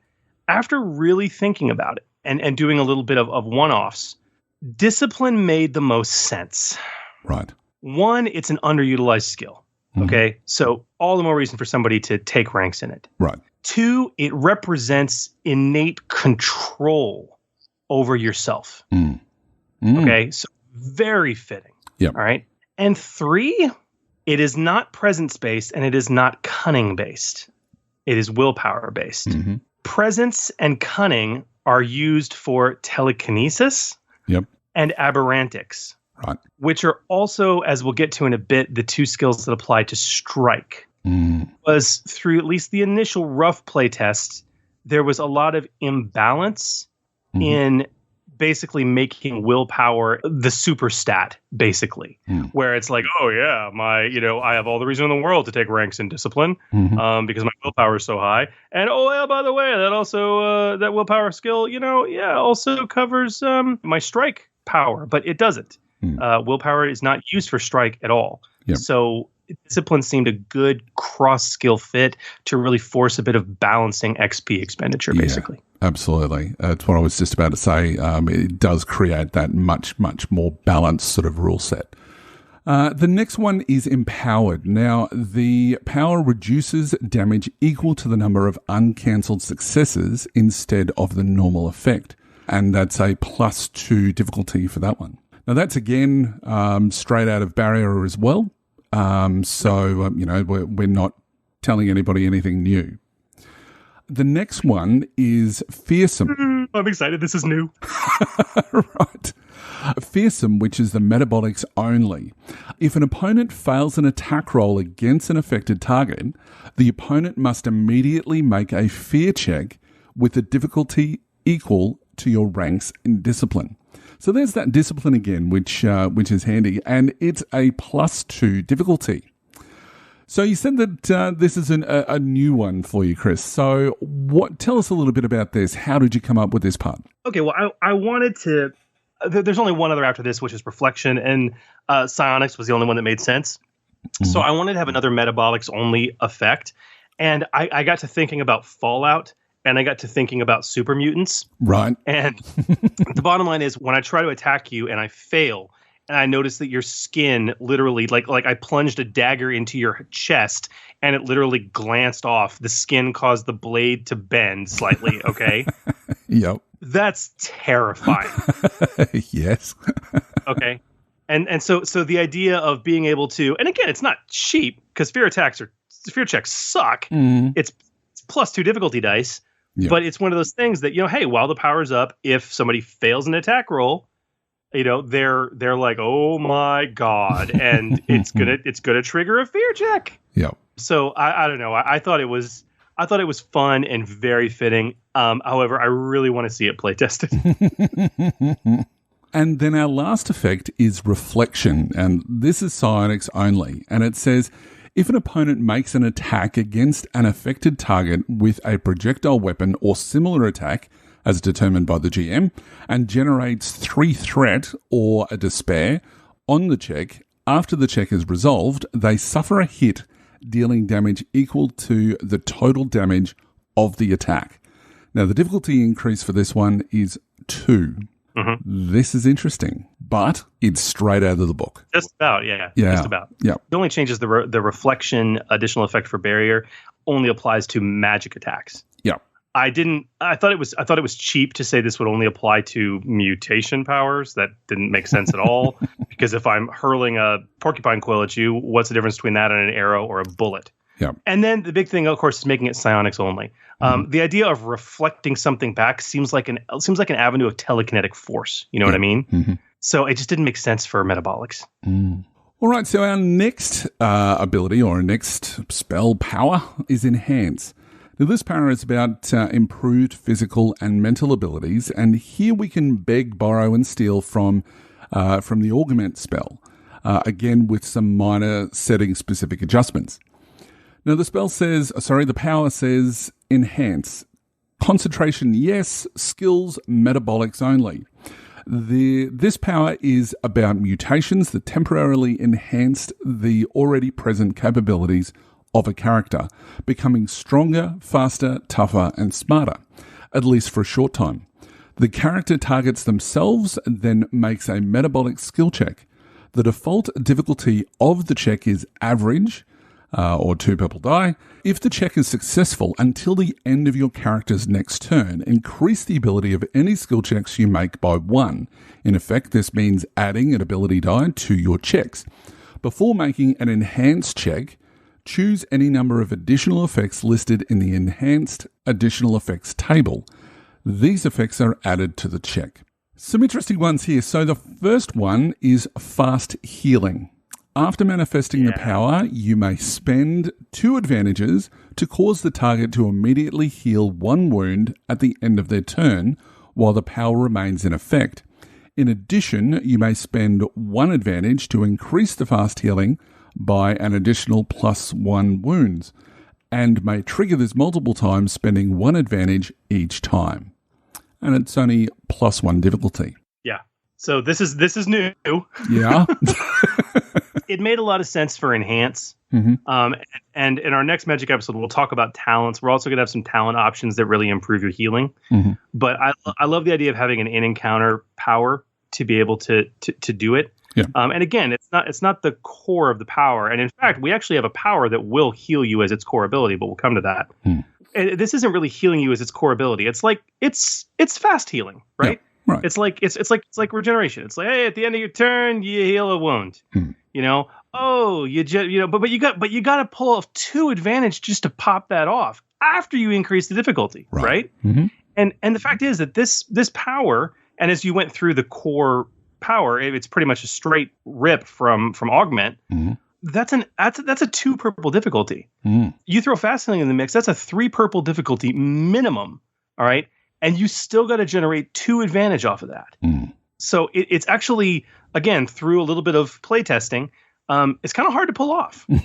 At least at low XP, not until your pool's high. And when your pool's high, this is acceptable. It's okay. Absolutely. So anyway, I don't know. It fit enhance very well. Doesn't it fit enhance very well? I agree. It's really, really good. And if you can get it off with something that I've just been thinking about now is that if you did that at the start of round 1, for example, it will stay in effect until the end of your next turn. So that means if you go first and then in the next round you go last, because I'm just power gaming a little bit, that you can make that fast healing last for 2 turns effectively. So if you've managed to get 3 advantages, you would be healing 2 wounds for 2 turns. Of course, you'll obviously be needing to use a maneuver to keep it up if you want to go beyond that. Yeah, it's certainly something that if you're the meat shield of the party and you have this ability, it's great for that sort of thing to keep you going. When if all that you're doing is attacking, you just tend not to move unless you absolutely have to, or get ready to spend some strain. So, and if you're the meat shield in the post-apocalyptic setting, and you're a meat shield mutant, metabolics should be your thing. Yes. That's what it is. Absolutely. So, Absolutely. And yeah. Anyway. All right. So our next one is haste. So targets affected by the power can always perform a second maneuver on their turn without spending strain. They may still only perform 2 maneuvers a turn. And that's with a +1 difficulty. And again, this is taken straight out of Augment. Yeah, taken straight out of Augment. The next one, which is Hardened Bones. Now, this one's unique, is it not, Chris? No, it's a reskin of Primal Fury, actually, with a few twists. Right. So it says the target adds damage equal to their ranks in Discipline to unarmed combat checks for the duration of the power, and their critical rating for unarmed combat checks becomes 3, and it's a +1 difficulty. Yeah. How did you go from taking it from one place to the next? Well, it's honestly a straight rip and replace. Primal Fury is called that because for Augment, it's a primal only additional effect. Right. So Primal Fury just didn't make sense here, and I thought about it in the context of enhance and metabolics. Somebody strengthening their bones and their fists or feet, temporarily to the tensile strength of steel. Okay.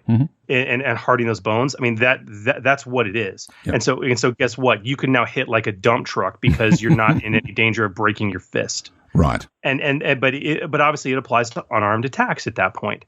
The augment additional effect of Primal Fury, you increase its damage equal to the character's ranks and knowledge. So obviously it's discipline here. The critical rating becomes 3, just like for Primal Fury. Yeah. Cool. Very good. The next one is Mutant Health.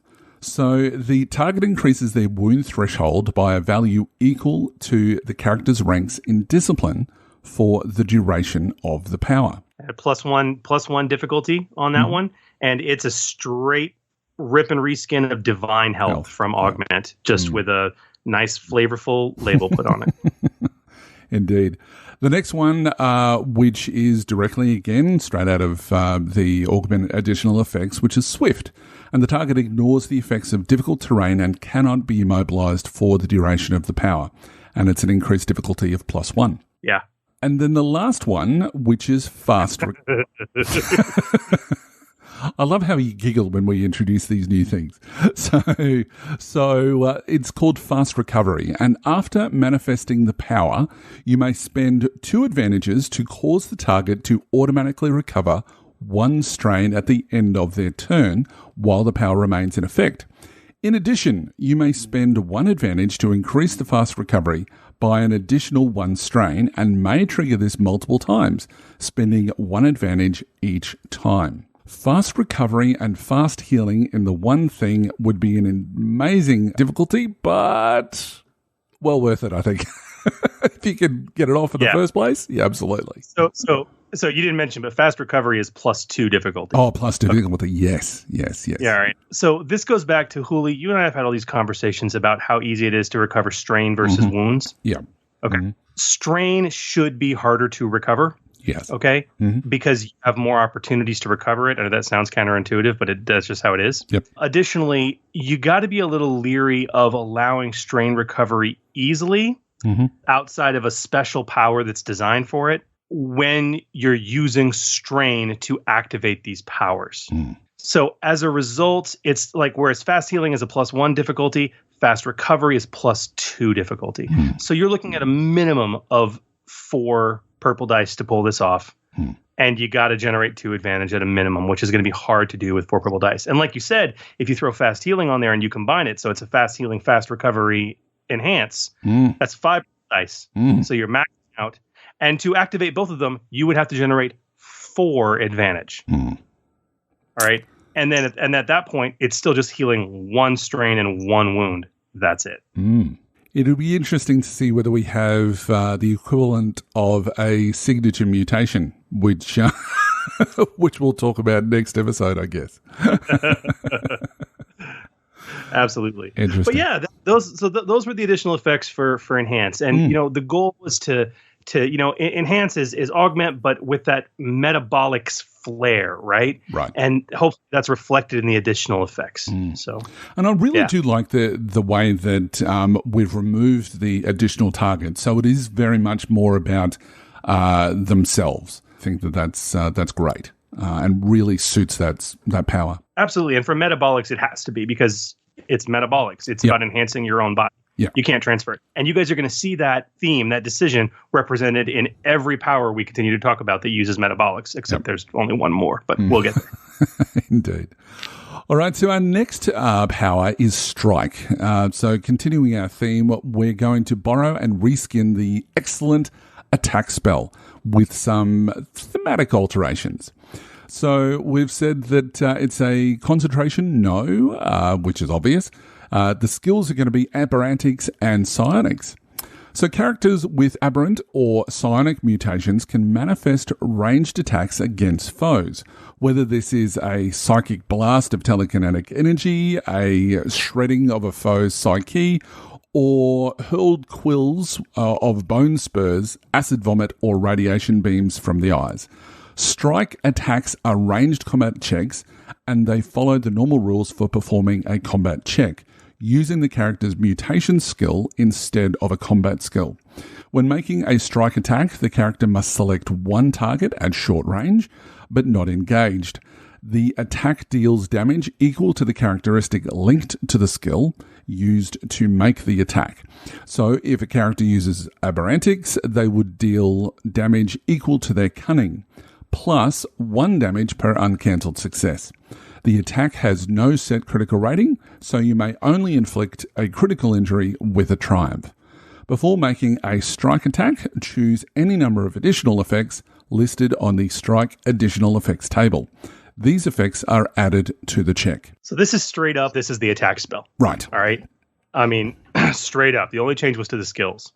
We're going to come back to this. We had a bit of...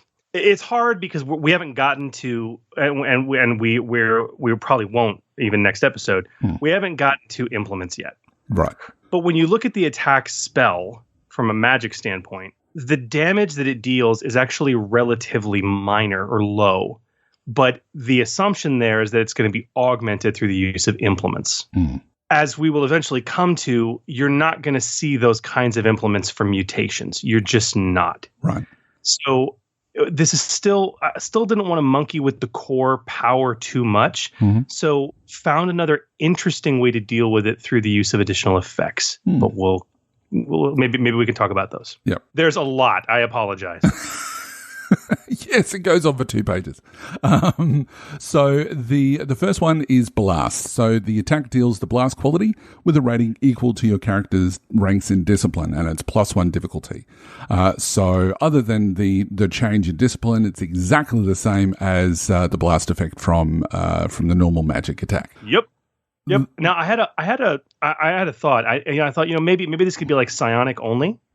But I'm sorry, a spray of acidic vomit or radiation beams, shot from your hands could easily accomplish a blast effect. Yep. So it made sense to include it for both aberrantics and psionics. Yeah. Absolutely. Yeah. All right. So the next one is barrage. So the attack gains the stun quality with a rating equal to your character's ranks in discipline.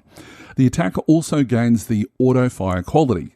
You must increase the difficulty by 1 to use the auto fire as normal. It's a reskin of the lightning additional effect. Right, of course, yes.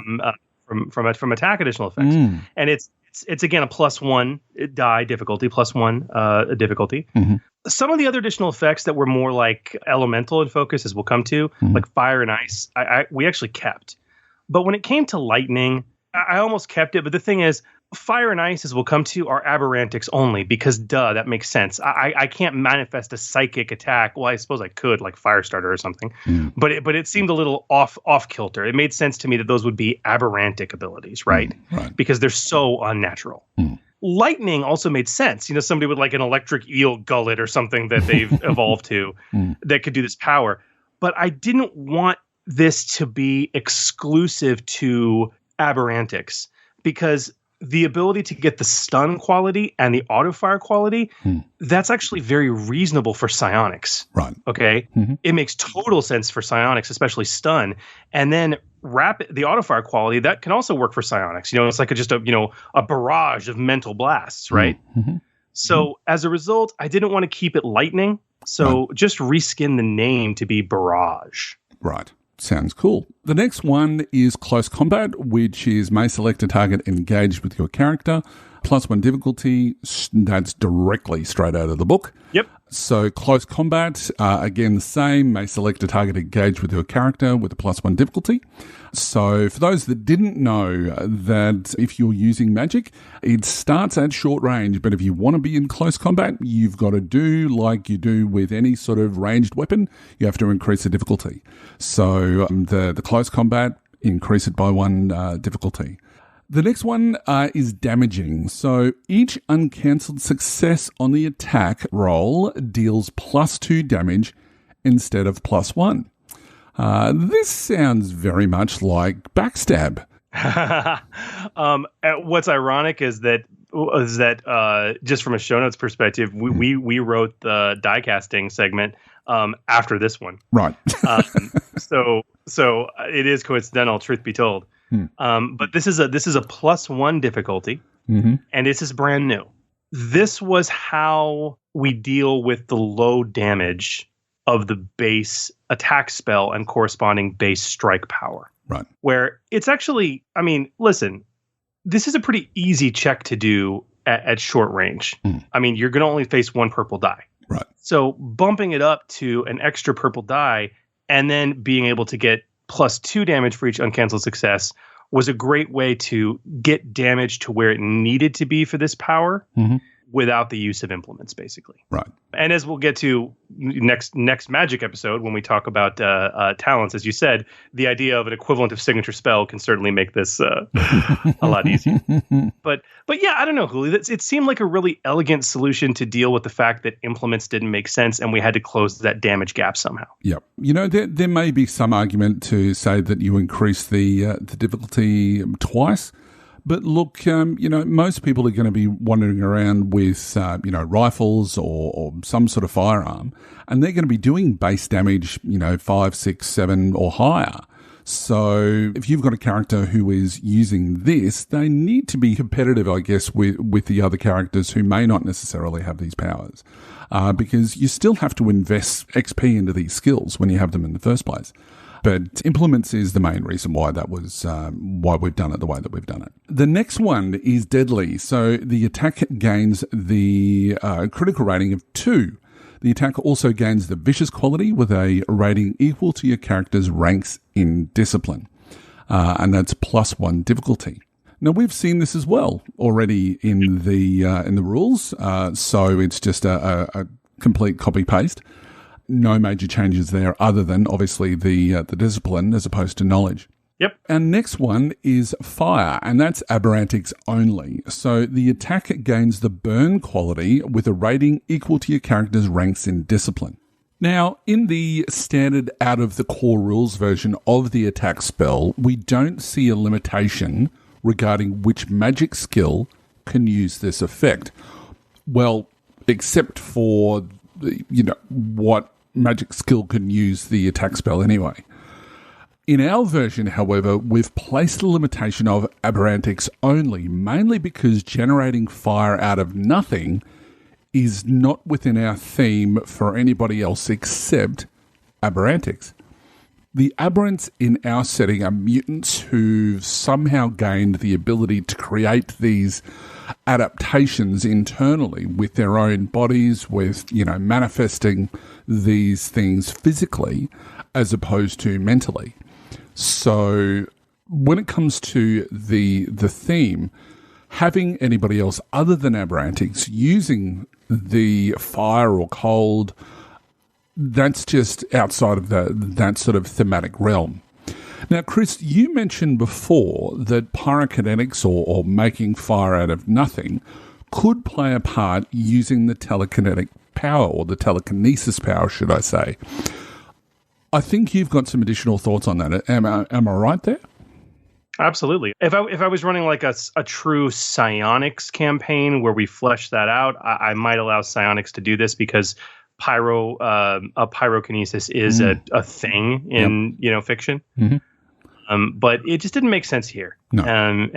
And we did mention this is a +1 difficulty ability. Yeah. Most of them are. Yeah. Yep. So the next one is ice, which is again aberrantics only, and the attack gains the ensnare quality with a rating equal to your character's ranks and discipline. And again, that's a +1 difficulty. Again, straight away taken out of the core rules. And the thing about it, we kept it ice because, again, it's what's there for attack spell today. Mm-hmm. But narratively speaking, Hooli, considering it's aberrantics, it doesn't actually have to be ice. Like, it could be, but this could be like a glop of goopy slime. You know what I mean? Yeah. The whole point is it gives the attack the ensnare quality. Right. And there's several ways narratively you could accomplish that. So that's also worth noting. It's also worth noting. Very cool. The next one is Impact, which is psionics only. The attack gains the knockdown quality. The attack also gains the disorient quality with an rating equal to your character's ranks in discipline, again with a +1 difficulty. This, again, is just a copy-paste, other than that change from knowledge and discipline. All right, so our next effect is Manipulative, which is psionics only. And it says if the attack hits, you may spend an advantage to move the target up to one range band in any direction. And the difficulty for that is +1 difficulty. Now, this is obviously a direct copy-paste from the core rule book under the effects for attack. So we've made it psionics because it doesn't really make a lot of sense for someone with aberrantics to be manipulating things finely. Is that right, Chris? Yeah, more or less. And it was kind of the same decision with Impact as well, which is also psionics only. Yeah. I mean, realistically, sure, I could make the case that, like back with Impact, it's like, well, I could have a aberrantic ranged attack that could knock them down, and disorient them. Yeah. I could have a, aberrantic tentacle attack that could use manipulate. I mean, yeah, I guess. But this is another common thing. I find it to be very fun when you have two skills that can be used to activate the power, that you have a good diversity of additional effects that can only be accomplished by one or the other. It really adds a distinctive flavor to differentiate what in this case strike powers look like if it's a psionic doing it versus an aberrantic. Yep. And the abilities that are available to them.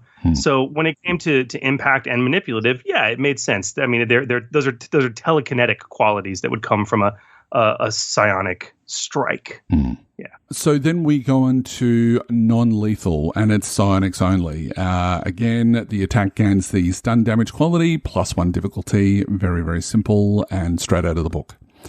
Yep. The next one is range. Again, straight out of the book, increase the range of the power by 1 range band. This may be added multiple times, increasing the range band by 1 each time, with a +1 difficulty, again, taken straight out of the book. The next one is destructive, which is also out of the book. The attack gains the sunder quality. The attack also gains the pierce quality, with a rating equal to the character's ranks in discipline, with the obvious change there, and it's +2 difficulty. The next one is empowered, and it says the attack deals damage equal to twice the characteristic linked to the skill instead of dealing damage equal to the characteristic. If the attack has the blast quality, it affects all characters within short range instead of engaged, and it's +2 difficulty. Yeah. So this was a hard one. It's straight out of the book for magic attack, and I thought this might first solve the problem of that attack damage, of the damage gap we were talking about earlier with damaging. But the thing is, this is really expensive, and I didn't want it to be that expensive. And honestly, doubling the characteristic damage typically for most characters is going to add a 3, maybe a 4. And that can work, but it's really expensive. The real power behind Empowered, for those of us who've used Magic and played quite a bit with it, is the second part, which is extending blast to short range. That's the real power. So didn't want to lose that. And because of that, the fact that it impacts blast, and blast we made available to both skill choices, it made sense. It was imperative that Empowered also be made available to both skills as well. Yeah. Be a very interesting combination to get damaging and empowered together. Yeah. It'd be interesting to see what that plays out like at the table. And I think in that sort of circumstance, you're dealing with 4 difficulty for a start. And that's only at short range. So, you know, most combat, and we'll talk about this in another episode much later on down the track when we talk about combat. But, you know, you should be looking at, you know, you're starting your personal scale combat at long range. So, you know, you're not going to be able to be attacking really well unless you've got it as some sort of, you know, signature psionic or signature power to be firing far away. And as soon as you start dealing that, then you've got the issue that it's affecting everything within short range, which means you. So you've got that as a problem as well. So yeah, that's actually pretty balanced, I think. So the next one is poisonous. So that's aberrantics only. And it says, if the attack deals damage, the target must immediately make a hard resilience check or suffer wounds equal to the character's ranks in discipline and strain equal to the character's ranks in discipline.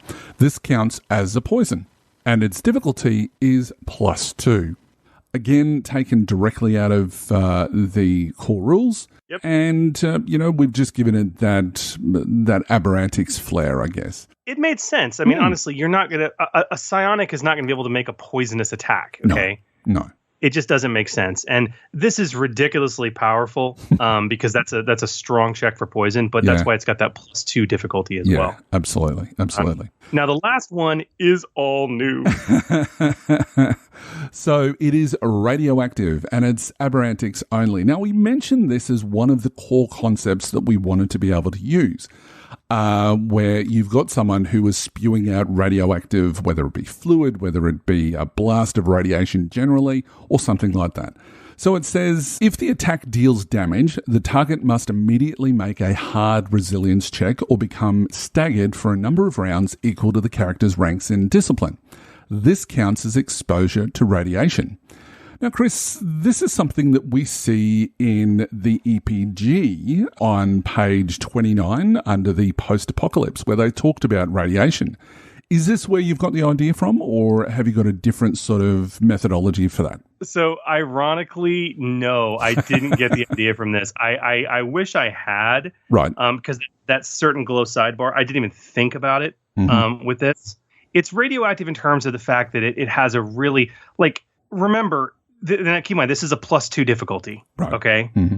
Staggered is the worst condition in the game. Next to immobilized, yes. Next to immobilized or dead. Yeah, it's the worst condition in the game. Right. Where you can't take actions. Okay. Right. And so this is punishingly awful. The radiation rules that are in the sidebar in the EPG actually, I think, are a little lighter. They still have the same 3 purple resilience check, but you then suffer like levels of radiation, right? And and that can reduce your thresholds, and it all makes complete, absolute sense. My thing is, for the fast and furious nature of a structured encounter, I don't really want my GM or players to have to start tracking levels of radiation in the heat of combat. Right. It's one more thing to kind of confuse things. It's an awesome environmental effect. And for the post-apocalyptic setting, this power set would go in, boom, you'd be using it, right? Right. But here and I'm really interested to play test this because it's a +2 difficulty. And I mean, God, that forces a hard resilience check. I'm curious to know if this is too overpowered, if stagger is too much. Might move this to 3 purple dice. In fact, as we're talking about it, I think 3 purple dice is really where it needs to be. Right. Don't you? Yeah, look, it is really powerful. And again, I guess it depends on what our definition of, and we would obviously, if we were doing this as a complete setting, that we would be looking at what the definition of exposure to radiation means. And that's going to determine how bad it actually is.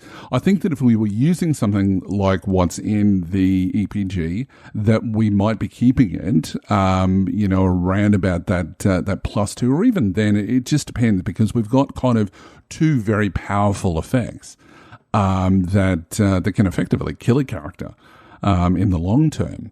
So, that's interesting. I think that for this, though, without sort of going into that full explanation of what radiation exposure is, +3 difficulty is certainly suitable. Yeah. And the reason I included this counts as exposure to radiation is actually due to one of the survive power abilities that we'll come to. Right. Speaking of, we can talk about that. Absolutely. Yeah, survive. This is one of the powers that we'd said we'd need to make out of whole cloth, something entirely unique to the post-apocalyptic setting. That was the intent. But as we planned this, and as we researched this, we decided to borrow an abridged and very limited version of the heal spell mechanic as well.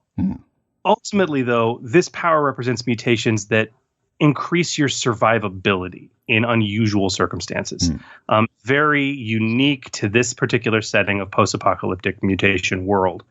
It's on the fly adaptations. And while this power does have some really good structured encounter use, it has very strong narrative uses as well. And unlike the other descriptions we've gone through, you're going to see a bit of a lengthier description in here to kind of cover those narrative uses as well, because they really do matter for survive, and it reflects that. Yeah. So, yeah. All right. So let's get stuck into this power. So the power is called Survive. Concentration, yes, and the skills to use it are Aberrantics and Metabolics. And the wording is as follows.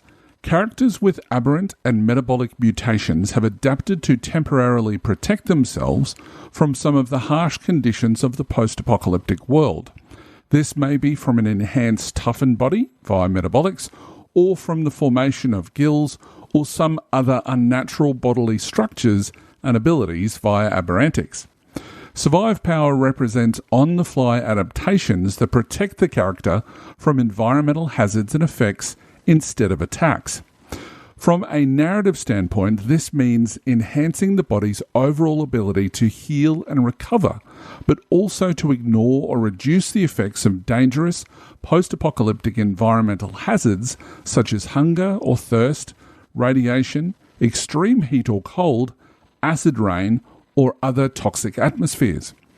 When using survive powers narratively, the GM should assign the difficulty using the difficulty and additional effects listed for structured encounter use as a strong guide.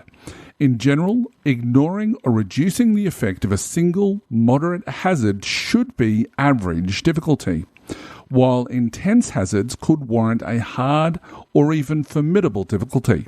Additionally, such narrative effect difficulties should provide protection for roughly an hour.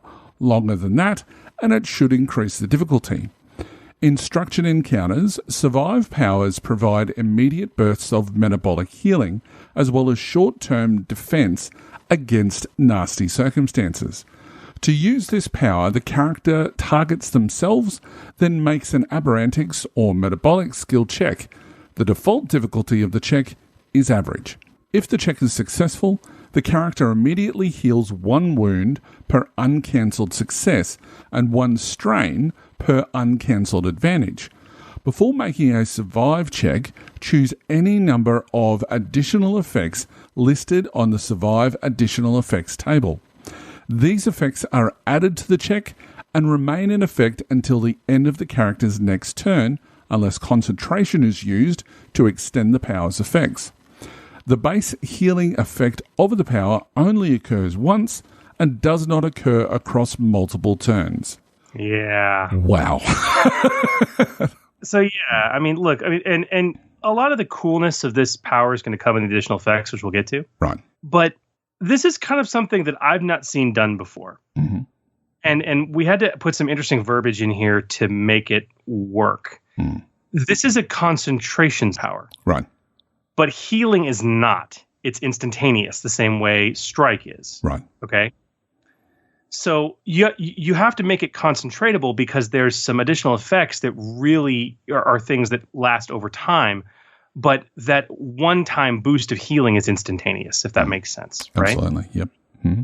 The other big changes between heal and the base effect of survive are, one, because, again, it's aberrantics and metabolics, mm-hmm. you can't target somebody else.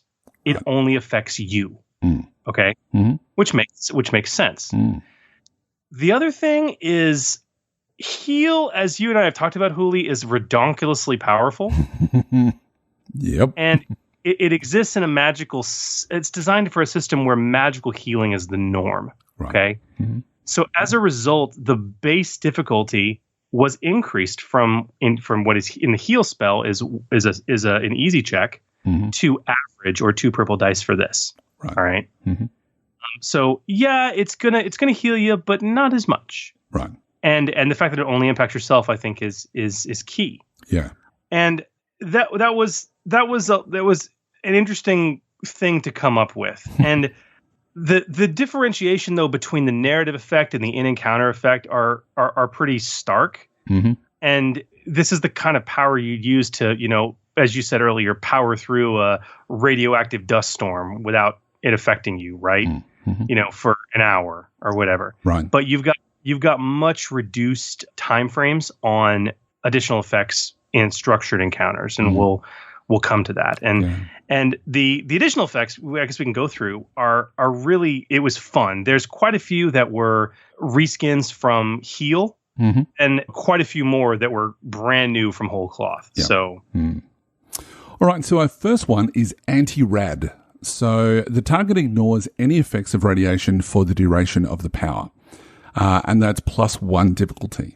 So again, we would have to go through and define what the effects of radiation are for our setting. So that's what, Chris, are we going to actually go and do that at some point? Or is that sort of something that... Maybe if we continue with this setting, I don't know. I mean, this is quite a few episodes devoted to just converting the magic system. Right, yeah. But this seemed pretty thematic. Also, additionally, if you recall from the strike power we just went through, we have that additional effect of radioactive. Mm. It's worth noting that somebody with anti-rad up from a survive standpoint would flat out ignore the effect. Right. That's why it says, this counts as exposure to radiation. Mm. So, yeah, +1 purple. I don't know. It made sense, and it was obviously very thematic for the setting. Absolutely. The next one is hardiness. So the target ignores any effects of extreme heat or extreme cold environments for the duration of the power. And it's +1 difficulty.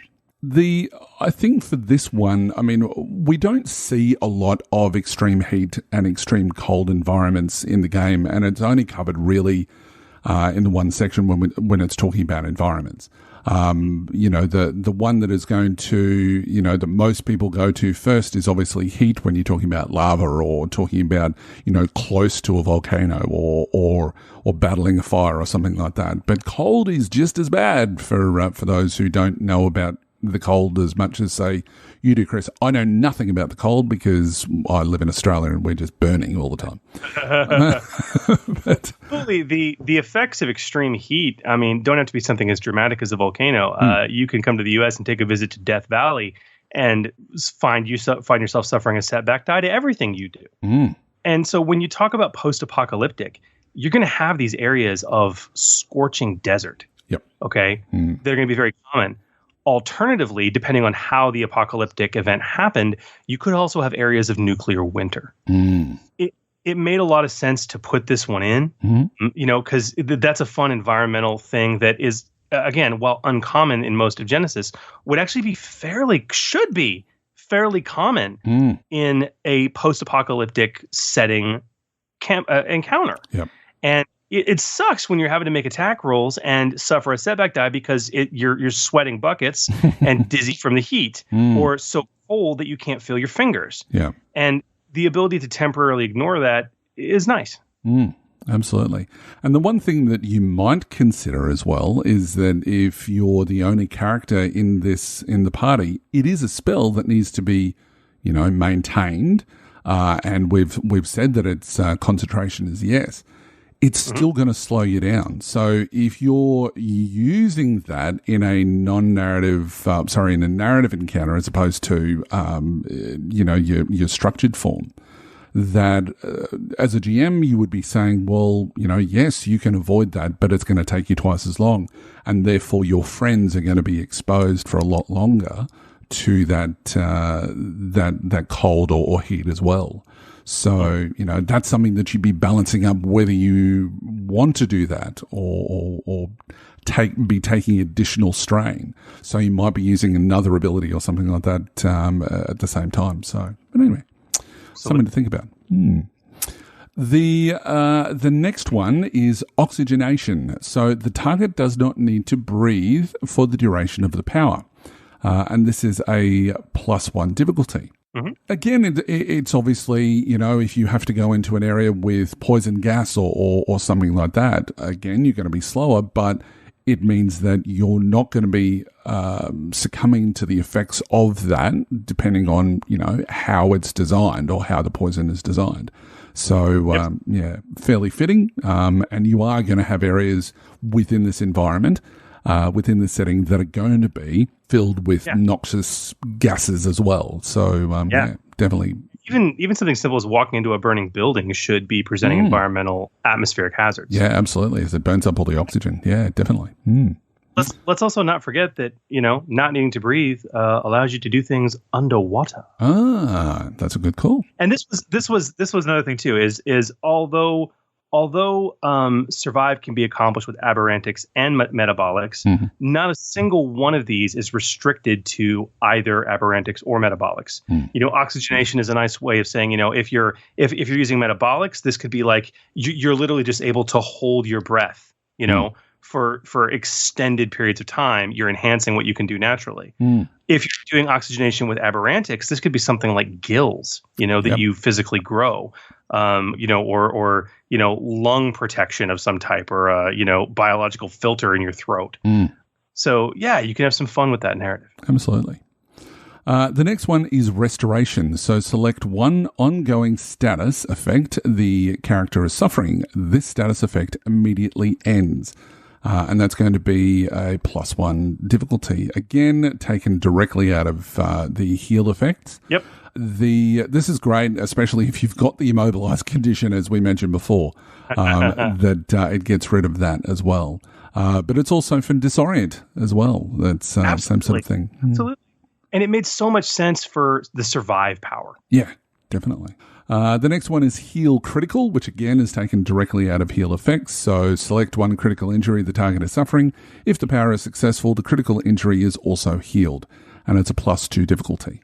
Yeah. The one thing, I just want to touch base on this, and I think we spoke about this in a previous episode as well, more to do when we were talking about medicine, is that the Heal Critical ability is great for criticals where you don't have the medicine skill at a high level. So a high level of difficulty that you've got for the critical injury. So if you've got a 3 or a 4, that it's great for that. But you may also want to consider using medicine instead if you've got like 1 or 2, because the difficulty doesn't quite work out.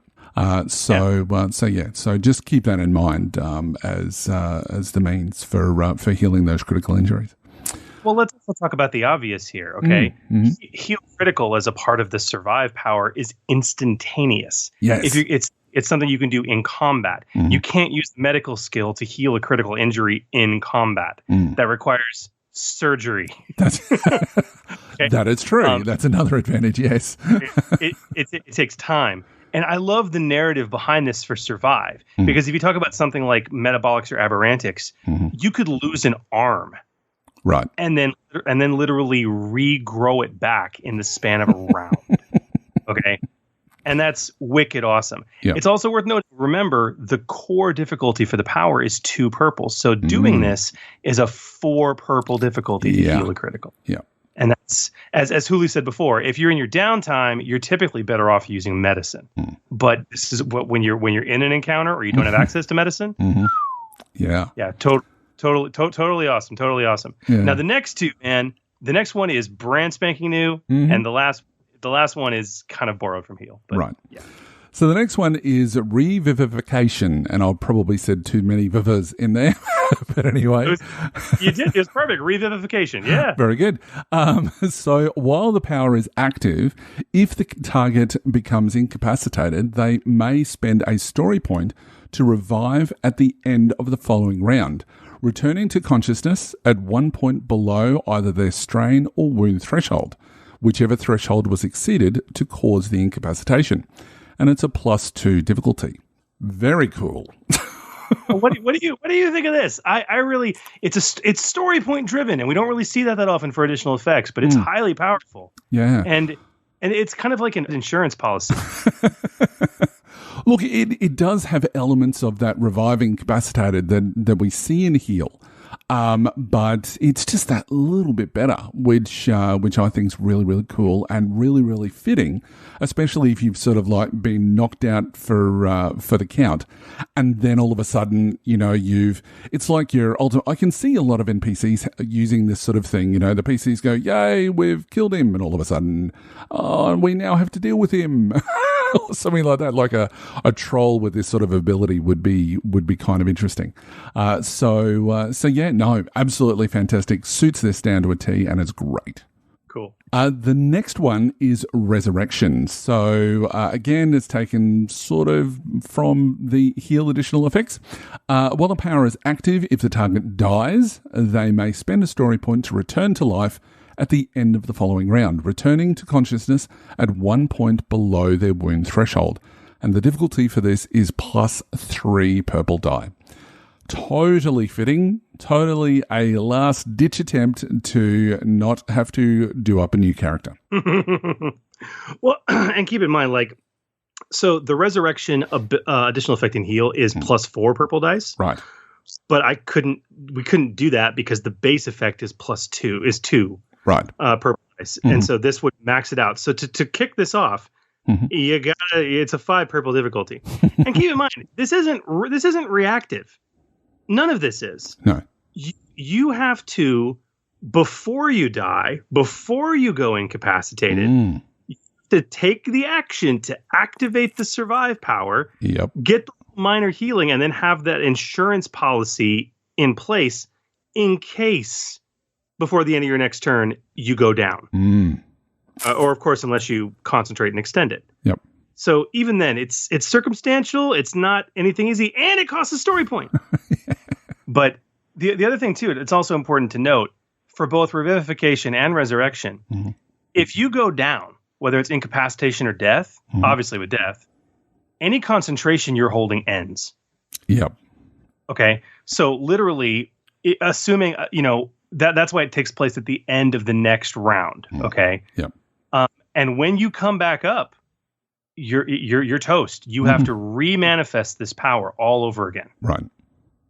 Yep. So, yeah. Yeah, and unless you've got it as a signature power or something like that, you've you can't be adding anything else onto that because you've maxed out at 5, and you cannot go over 5 difficulty for a spell, or for or by the rules it would be a spell. But for our setting, it's going to be for power. You can't go over that 5 purple difficulty. So yeah, something to keep in mind there. So, Chris, my last question with regards to survive is when we've got enhance. So, enhance is a metabolics only. Okay. Correct. And so it's got fast healing and it's got fast recovery in that as well. How does that actually work when you're using the same sort of? I guess it's you'd be wanting to maintain it if you wanted to do it that way, and then you'd have to be spending 2 maneuvers to be doing this. But how does that interact? Did you, when you were sort of looking at survive, did you sort of go into how the two would interact with each other? Yeah. And honestly, it's highly unlikely that both powers would be used because, as you say, survive is something that you're typically going to want to maintain. Right. As is enhance. So you don't want to have no actions. Okay. You could use survive without maintaining it and just get that healing boost that it initially gives you. Yeah. But again, at 2 purple difficulty, it's not going to be as much as you think. All right. And if you want to spend your action to do that, that's fine. And again, as we talked about with enhance, the fast healing capability of enhance, it's not a lot. No. It's just not. On average, it's going to be 1 point of wound healing, just 1. Yep. That's it. And again, if you're incapacitated or dead, you lose all concentrations. So that fast healing ends. Yeah. Okay. So it honestly doesn't interact in any overpowering fashion. Right. And if you have a clever player who's able to, who's got, maybe he rolls really well, he or she rolls really well and gets a fast healing 2, or my God, even a fast healing 3 up, if they want to spend their action to, heal themselves another 3 points, maybe from using survive, okay, you've healed another 3 points. It's no different than, quite frankly, it's no different than popping a painkiller at that point. Okay. Right. So it really, yeah, it's not a huge, action economy bust or overpower bust there at all. And they should be allowed to be used together. Yeah. Absolutely. Cool. Also keep in mind that whereas magic limits healing to one very, very specific spell that can accomplish by very specific skills. Yeah. In a post-apocalyptic environment, especially when you're talking about mutations, I don't know. I think it's a little appropriate to provide one indirect and then one, in survive case, direct avenue to mutation-based healing. It just makes sense. Yeah, absolutely. Absolutely. All right, so our next power, which we have touched base on in a previous episode, as we mentioned earlier, is telekinesis. Yes. So, we've basically our work's already done for us, and we're going to borrow from that. From episode 8. That was the one. We're just going to update it to use as a mutation power. So its concentration, yes, skill is going to be psionics only. So psionic mutants can leverage their abilities to move matter with their minds, hurling objects about and foes with their mere thoughts, or performing delicate mental manipulations. The character selects one target, creature or object, up to silhouette 1 in size, within short range, then makes a psionic skill check. The default difficulty of the check is average, though checks targeting a non-minor NPC, as per the GM's discretion, should be opposed, typically by discipline, though athletics, coordination, or even vigilance may make sense under the circumstances. If the check is successful, the target is immediately moved 1 range band in a direction of the character's choosing. Before making a telekinesis check, choose any number of additional effects listed on the telekinesis additional effects table. These effects are added to the check. So a little bit of flavour there, but pretty much just going to be exactly the same as what we discussed in episode 8. So our first effect, which is force. So your character may target a creature or object one silhouette size larger than normal. This may be added multiple times, increasing the target silhouette by 1 each time. And that's a +1 difficulty for each time that's done. Makes sense totally that, if you want to move that monstrous mutation that is, the size of half a building, then that's what you'd be basically adding to the check multiple times. And the next effect is hindered, which is the target suffers 1 setback die on any skill checks they make until the end of your next turn. In addition, after manifesting the power, you may spend 2 advantage to force the target to suffer another setback die and may trigger this multiple times, spending 2 advantage each time. And that increases the difficulty by 1. The next one, which is range, increase the range of the power by 1 range band. This may be added multiple times, increasing the range by 1 range band each time, and that's +1 difficulty. And lastly, we have additional targets. So the power affects 1 additional target within range. In addition, after manifesting the power, you may spend 1 advantage to affect 1 additional target within range of the power and may trigger this multiple times, spending 1 advantage each time with a difficulty increase of +2. Yep. So yeah. And you guys can go back and listen to episode 8 as we created this spell, which we're transferring into a power. And we went into all the logic and reasoning behind it at that point in time. Yeah. But a worthy inclusion and less work for us to have to do now. Indeed. So go back and listen to episode 8. And no, we aren't going to wait. We're just going to continue on. You can catch up. All right. Now, our last power is weird. Is it? It is. So, Huli, when we were going through this, we decided that aberrant mutations specifically would often provide this host of small but beneficial mutations in a very weird and strange circumstances. Mm-hmm. Ultimately, as you said earlier, this is the post-apocalyptic mutants version of a utility spell, which obviously we borrowed from extensively. Yeah. So as a result, the write-up doesn't have structured encounter uses, and it goes as follows. Weird. Skills, aberrantics only. Mm-hmm.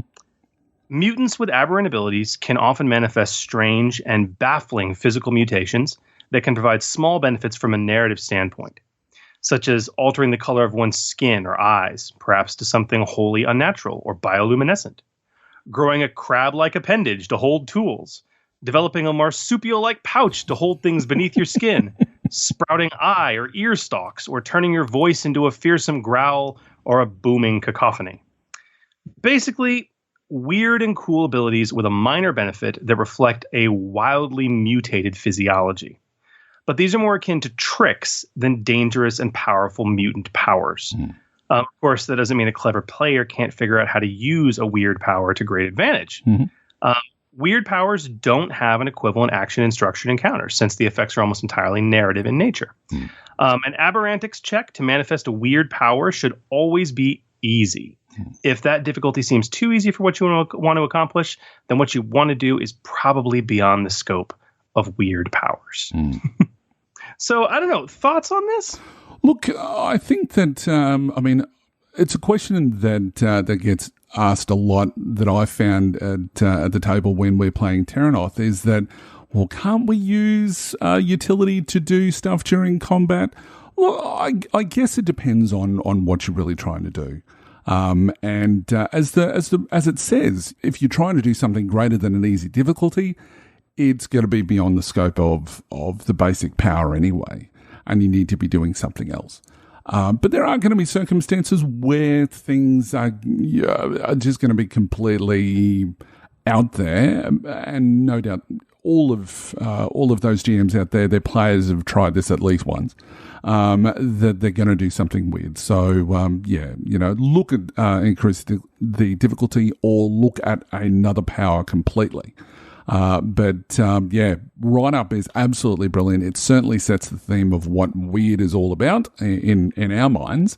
So yeah, I love it. It's great. And those those structured encounter uses you're talking about for utility, and in this case weird, I mean, they're there. And from a mutation standpoint and an aberrantic standpoint, a clever player could have some fun. And it depends on the situations the GM sets up, So the party is broken into a wrecked and abandoned underground science facility to steal some medical records. And there's a group of nomadic, hungry cannibals that are trying to break through the door to kill them before they can get out.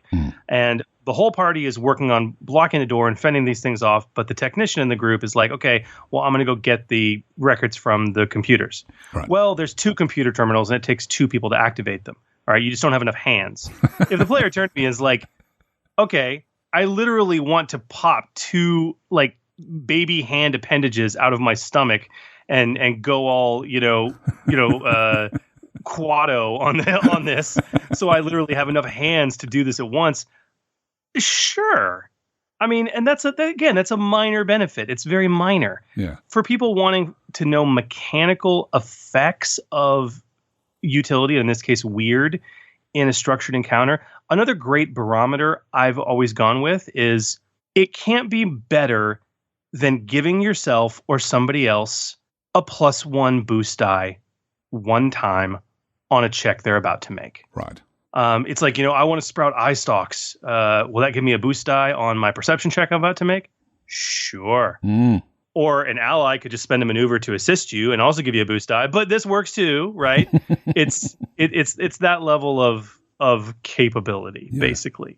And of course, the most common use for utility, and could also be the most common use for aberrantic based weird powers, is luminescence.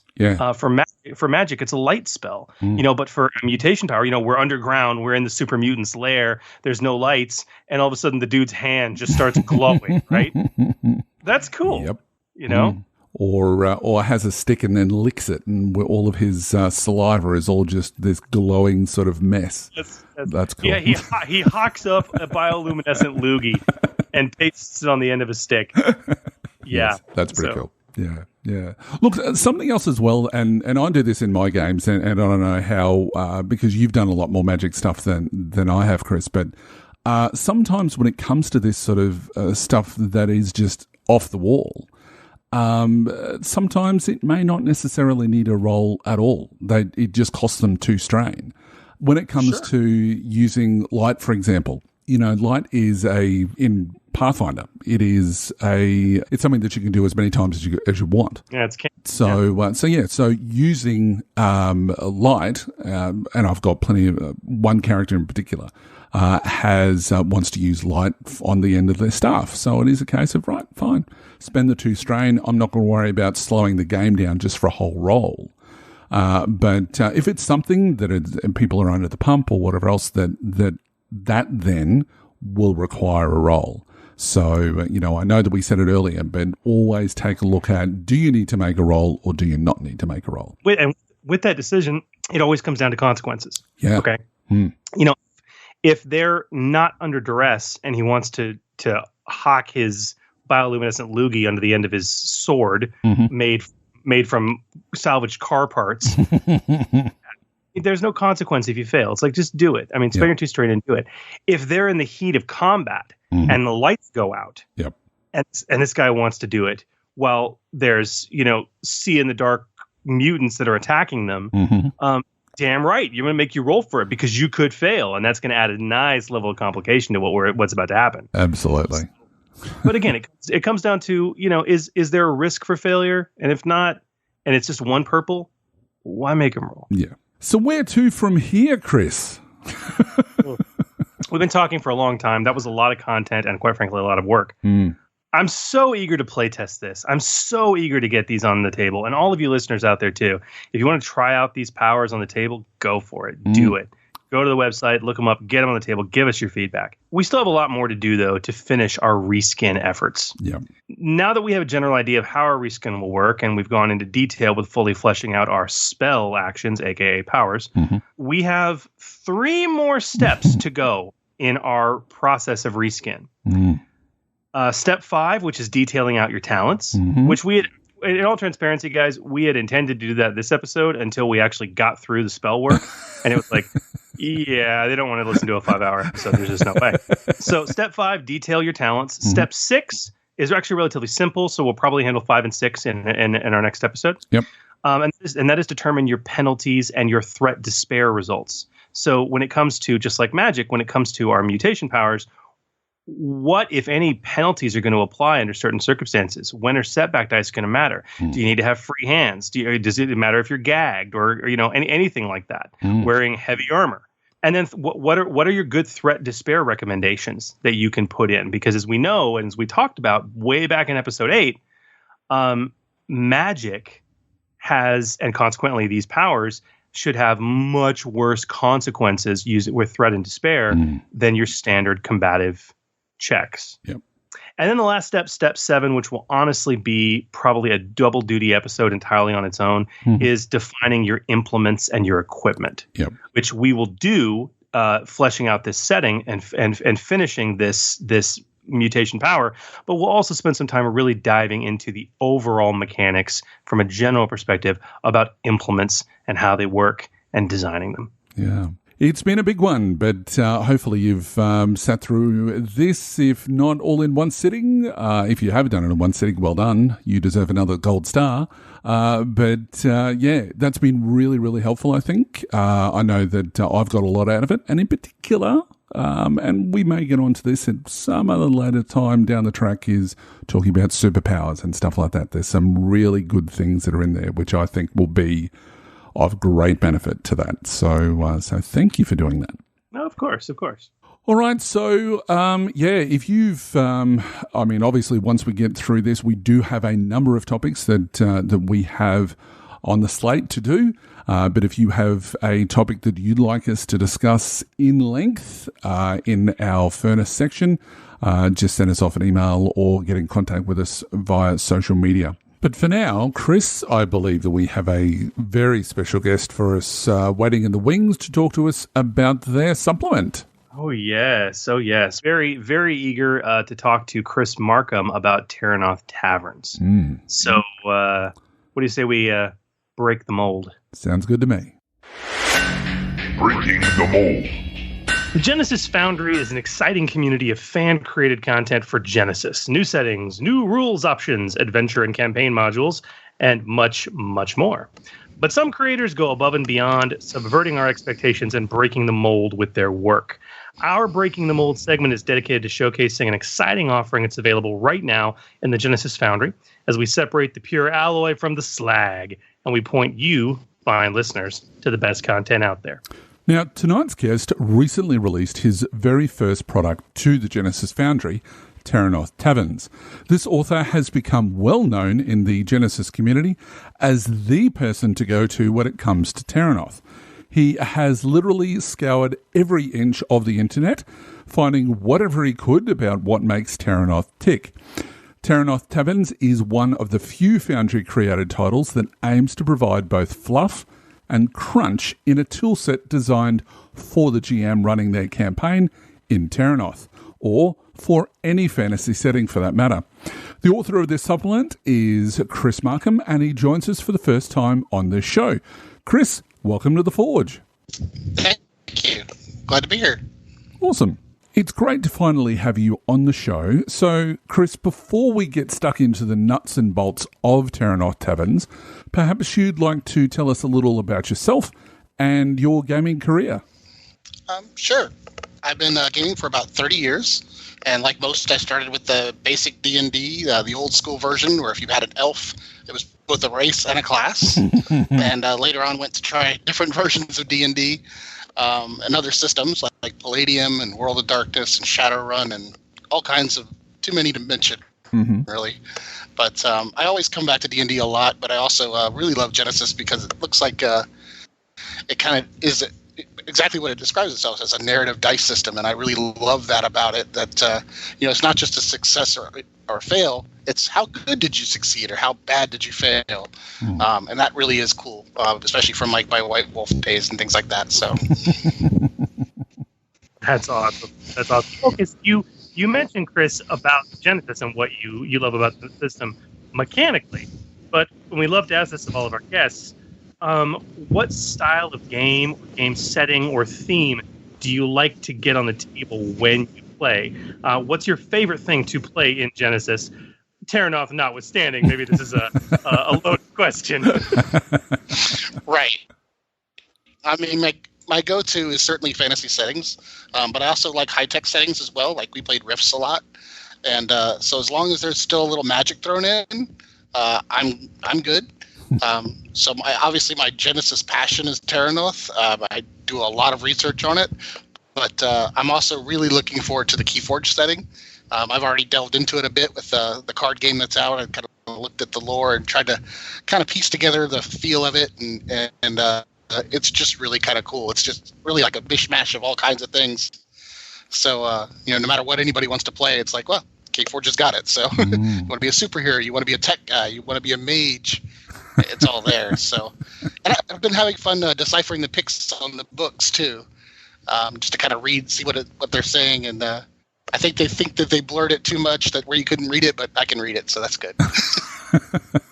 Now, you say a little bit of research in Terrinoth. That look, I've talked about you on the show before. That's a little bit of an understatement. I think you've scoured every single part of the interwebs trying to find something about Terrinoth, and I know that when I've done research for my own game, that I've gone to you to talk to you about Terrinoth. So yeah, look, yeah, understatement of the world, I think. I'm still surprised when I find new stuff, but it's been a while since the last new thing I found, so yeah. I'm still always looking, though. Because I didn't even know that there was D20 material out there for Terrinoth, and you managed to stumble across that. So. Yeah, that was a big surprise to me, actually. I forgot how I stumbled upon it. I think I just came up with one adventure, and then I kind of said, okay, well, it says there's a series of them, so then I started really digging around and ended up finding all of them. So yeah, that was fun. Yeah, absolutely. All right, Chris, so, this is your first entry onto the Foundry with Terrinoth Taverns. Give us the pitch. Tell us about the supplement. How would you describe it to someone who was looking to purchase it? Well, all too often, if you go to a tavern in a fantasy game, it's pretty bland. It's like, everything starts off at a tavern. Well, long ago in my games, I always really wanted to do something with the standard tavern for my players, so they never really knew what to expect just going into a tavern. So this tool is a way to kind of liven up your taverns and offers 4 unique settings for it, for the GM to kind of jazz this up for the players, so that they too can develop a sense of wonder and awe when going into just another tavern. So with this product, you get 4 unique locations, the layouts of those locations, all kinds of pictured NPCs, at least a couple with each one of the settings. Because I'm a very visuals guy, I like to have like the sign of each place too. And Adventure seems to kind of give GMs ideas of how to tie it into their campaigns and their players. Yeah. And at just under $3, it's cheap. Yeah, absolutely. Well, okay, so, I mean, there's a lot of things that have been coming out for Terrinoth. We've seen, I think, more than any other setting so far, we've seen some strong resources come out, including adventures. This one is really intriguing in terms of we haven't seen anything quite like this yet. What drew you to this? What drew you to doing this style of supplement? I mean, it's got a clear goal, and furthermore, a pretty clear demographic of player DM that you're targeting with it. What were you hoping to bring to the table with this? Why this? Well, I always hear the complaint that Terrinoth is just a generic fantasy world. And for me, I've delved so much into it that I just come up with a much different view of that, of how unique a setting it is. I mean, sure, some of the lore is pretty common. The idea of a big bad guy and races all getting together to fight the big bad guy. But, I've found literally hundreds of unique creatures and items in the setting. And these are just some of them are just a little different, but some of them are way different than any other fantasy game. And for me, it just really has like a feel all its own. And I really wanted to show that in this product and kind of get into some of the feel of different areas of Terrinoth. Now, this supplement includes lots of details for 4 ready-to-go tavern locations, as you've mentioned. You know, you've got prominent NPCs, maps, layouts, and great stuff like signature drinks, which I absolutely loved. You know, you've got adventure hooks and in some cases, custom rules for unique engagements. Can you tell us a little bit about what the design process for this was and what did you know you wanted to include in the book before you even started it, and kind of what evolved over time? I'm sure. Well, at any given time, I've always got kind of a ton of projects in my head. Like right now, I think I have about 12 that are kind of in the outline stage. Yep. And at least a couple of them that are more fleshed out in the planning stages. But I decided to make this the first one because the taverns are something I came up when I was first reading the ROT book, the Realms of Terrinoth book. I had these in my own campaign and hadn't really fully fleshed them out yet.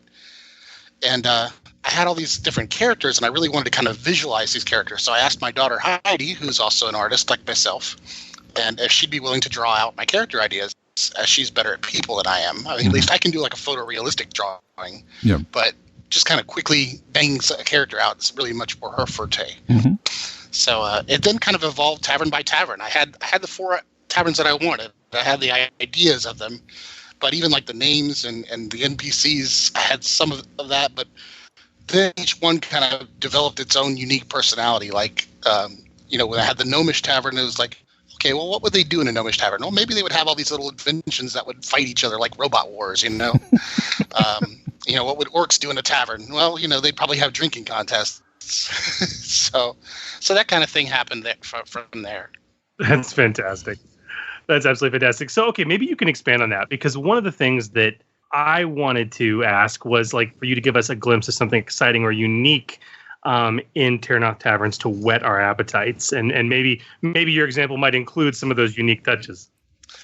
Yeah, like for example, one of them is the Silver Chalice. It's basically a snooty upscale restaurant in Tamalier, and it caters to the rich. So the idea of this was maybe the adventurers are being, you know, wooed by a wealthy person to do a mission, and they've got to kind of dress up to go into this place, or maybe they're celebrating after, you know, doing a mission for somebody like that. And this is, you know, this is going to be like obscenely priced restaurant, right? So I patterned the main person inside to be kind of similar to this snooty waiter in Ferris Bueller's Day Off. You know, the one that Ferris told he was Abe Froman, the Sausage King of Chicago. So if you look at the picture, you'll even see that he does kind of have that smirk to him. And also in the drink offerings, you'll notice there's a very expensive wine, which actually was just briefly mentioned in the ROT book. So I really like to find those little tidbits in the ROT book and just kind of flesh them out a little bit more.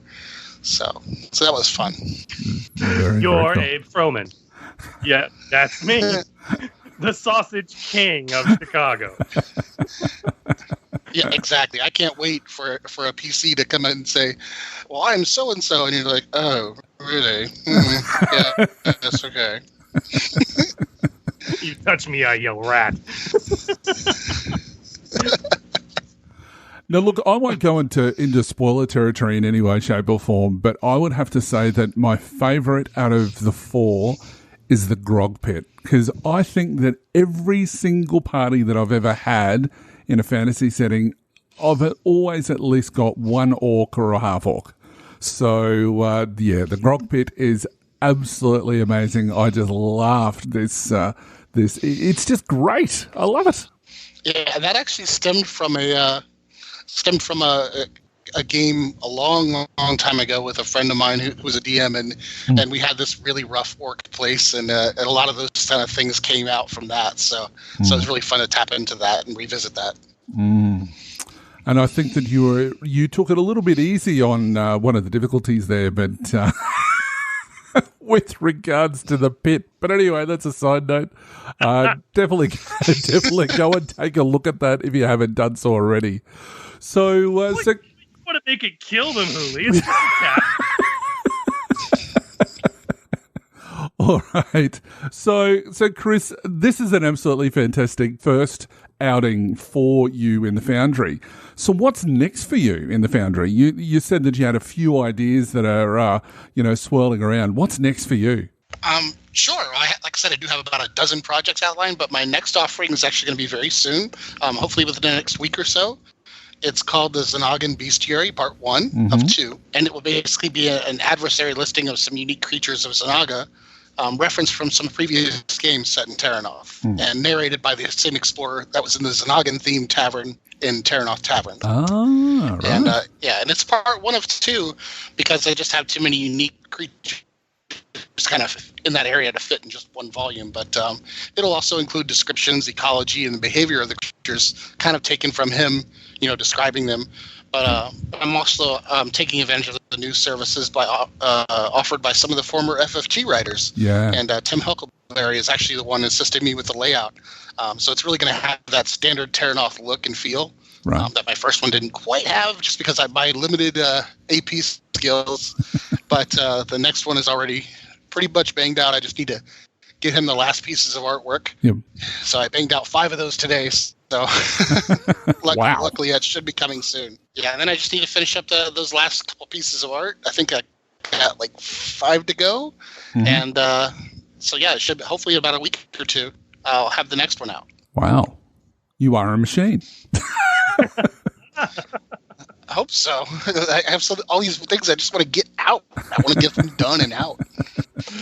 That's fantastic. That's fantastic. I think, Mr. Markham, I think Terrinoth is a brilliant setting that I would agree. Most, sadly, not most, I would say many of the Genesys RPG players out there may only have limited exposure to a lot of the board games that really started Terrinoth and really helped to flesh out so much of that lore. And therefore, I mean, the work you're doing and sort of, there's no other way to say it, keeping this Terrinoth setting torch aflame and keeping it burning strong and held high, bringing in a lot of things that, RPG players and GMs out there who may not be as familiar with the extended lore that can only be briefly touched on in the realms of Terrinoth the book. It really is a tremendous service to the community. And so not only is it good content, man, I think it's just, maybe this is a bit much to say, I think it's a noble venture. Does that make sense? So I'm grateful to you for that, sir. Thank you. Absolutely. Oh, very, very welcome. And, I played Descent for a long time. I played Runebound for a long time. So that's really kind of got me in love with the setting in the first place. So when the role-playing game came out, I was really on board. I was already designing a campaign for it. And then the role-playing book came out, and it made it a lot easier because now I have maps. So that was great. Fantastic. Well, Chris, thank you very much for coming on the show and talking about your wonderful supplement. And I'm sure that the fans of that supplement are going to be looking forward to your the Bestiary Part 1 and Part 2. I know that I certainly am. So yeah, thanks very much for coming on the show and talking about that. Thanks for having me.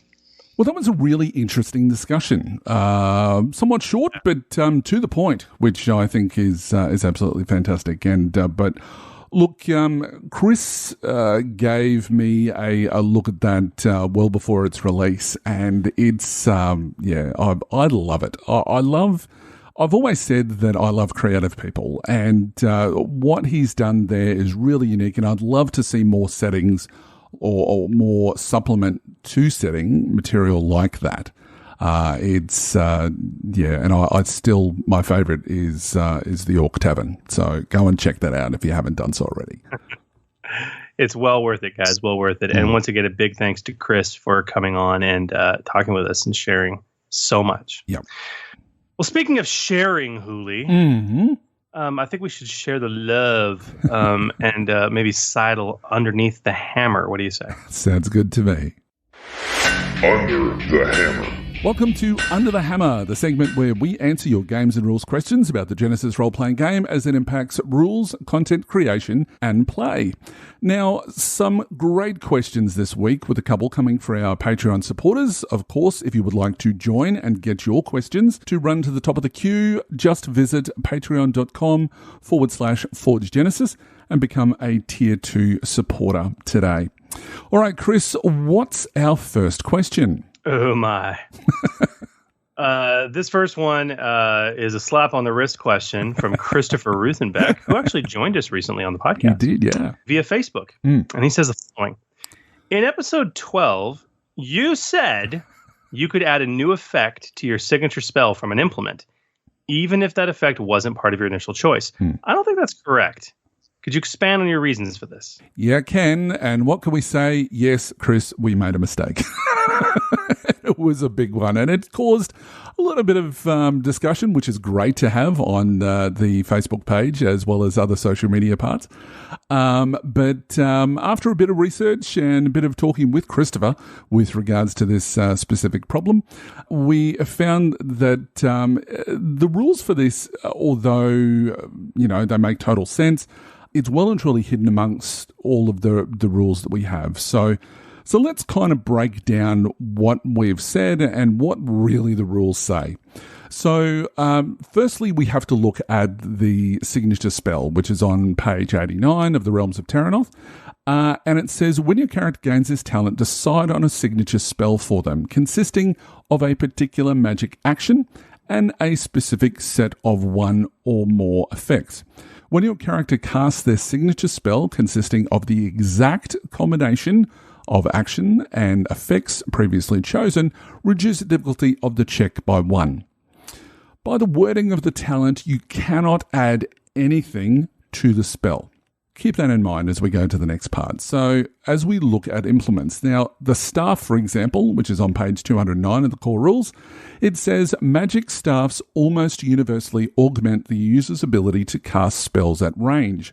When they are casting a spell, adding the first range effect added to the spell does not increase the spell's difficulty. In addition, attack spells cast by the user increase their base damage by 4. So the key words here are adding the first range effect.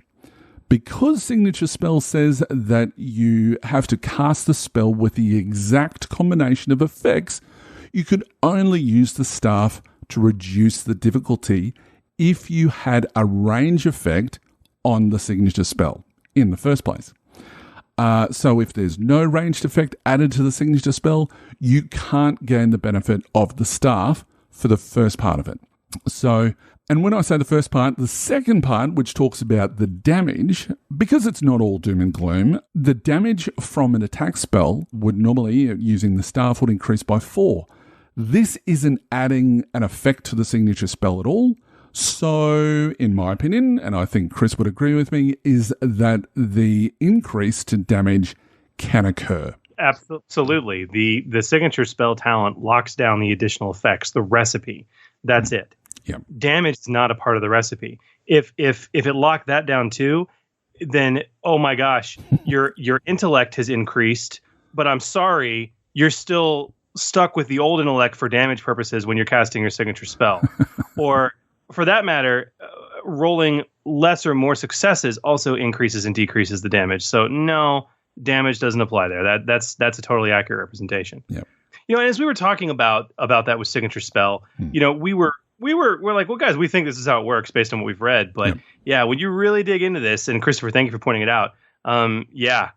Signature spell is, and I'm actually okay with this, pretty well locked down. Yep. Yeah. Keep that in mind when you are dishing out to your implements, as far as like if you have it in a treasure hoard or something like that. That you do keep that in mind is that if you're wanting your players to be using it, make sure that you're considering what they have, if they have a signature spell, what they have in that, so that they can actually find it useful. But if you're just wanting it to say, well, there's something different, that it then becomes a case of, do we really need it? Can we sell it? That sort of stuff. So yeah, something to keep in mind for looking after your players in your campaign as well. Now, our second question is from one of our Patreon Discord supporters, which is Achilles, and he asks a really, really interesting question. So, in a recent playtest, our characters were engaged in combat where 7 to 8 setback die replied to a combat dice pool on both sides due to characters with a high defense and the environment. I find this occurs frequently, especially when high defense combines with concealment. The sheer amount of setback causes frustration for both the players and the GM. It also slowed down combat simply due to both sides not being able to hit anything. Could you provide any advice on how to limit stacking too many setback die while still using the environment in combat encounters? Yeah, absolutely. It's a really good question. Let's kind of break it down. All right. So he talks about a few things with environmental effects and cover and defense. And environmental effects, they start on page 110. Now, what Archellus is asking about is the environment. And it really depends on what kind of environments he's talking about. The rules specifically cover 3 types of environment that provide setback to specific checks. Okay. So there's obviously concealment, which is darkness, smoke, intervening terrain, thick trees, stuff like that, that add between 1 and 3 setback, depending on how heavy the concealment is. Then there is gravity, which adds between 1 and 3 setback dice. Then there is cover, which, listen closely, gains defense of 1 or more setback die. Now, I want to note that very specifically because it is the odd one out. Cover. It adds defense, not setback. And Archellus, defense doesn't stack with armor. Armor is defense. At any time, if something says adds defense, be careful of the wording. Okay? If the wording says gain +1 defense, this would add to your defense score. Okay. There are weapon qualities that do this, is the best example I can point to. But cover doesn't do that. Cover adds defense, meaning if I have an armor with a defense of 1 and I'm behind cover that provides defense of 1, I don't get defense of 2. I still only have defense of 1. Okay. It doesn't stack. And this is explained very clearly and better than I'm doing it on page 105 of the core rulebook. Also, make sure to remember there are 2 defense types, melee and ranged. Some equipment provides a defense score to 1 and not the other. So make sure that the appropriate defense is being applied to the appropriate attack. Now also, and I guess lastly, on page 104, it mentions that the most defense a character can ever have, is 4 setback dice. So if your characters are fighting in the dark, which is 3 setback, on a planet with high gravity, giving you 3 setback, against a foe in armor with armor defense 4, which is insane, you technically could have 10 setback dice in your dice pool. Right. But that's incredibly unlikely. This is an unusual glut of circumstances. But just keep in mind, when it comes to defense specifically, you're limited to 4 setback dice. And ultimately, this is the crux of Archellus' question. How do you prevent it from getting that high? And ultimately, man, this comes down to, it's the fault of the GM. Know the defense of your players, know the defense of your threats, and don't create an environment in your encounter that's going to throw 5 or 6 setback die into things. So why would you do that?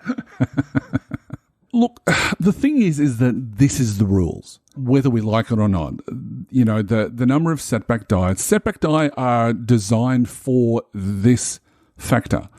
And it means that you're not upgrading checks, so you're not going to get despairs and things like that. You can, I guess, if you want to flip a story point, by all means, you could get one. But it's meaning that there's more threat there potentially, or it's going to be harder to hit. You should be rolling a lot of threat. You can be doing things like affecting the environment. So I guess to put it into a Star Wars sense, when you look at the battle between Rey and Kylo in Force Awakens, you can imagine that, the planet's basically falling apart, so you've potentially got some gravity stuff in there. You've got cover because you're in the forest. It's sort of semi-dark as well, so you're dealing with that. And then suddenly oh my God, I've rolled 10 threat. Well, suddenly the Earth parts between you, and you now have this massive chasm between you. You're using the setback die and the results of those to create something within the environment that is going to make it more of a set piece. And if the characters want to keep on battling that, that's fine.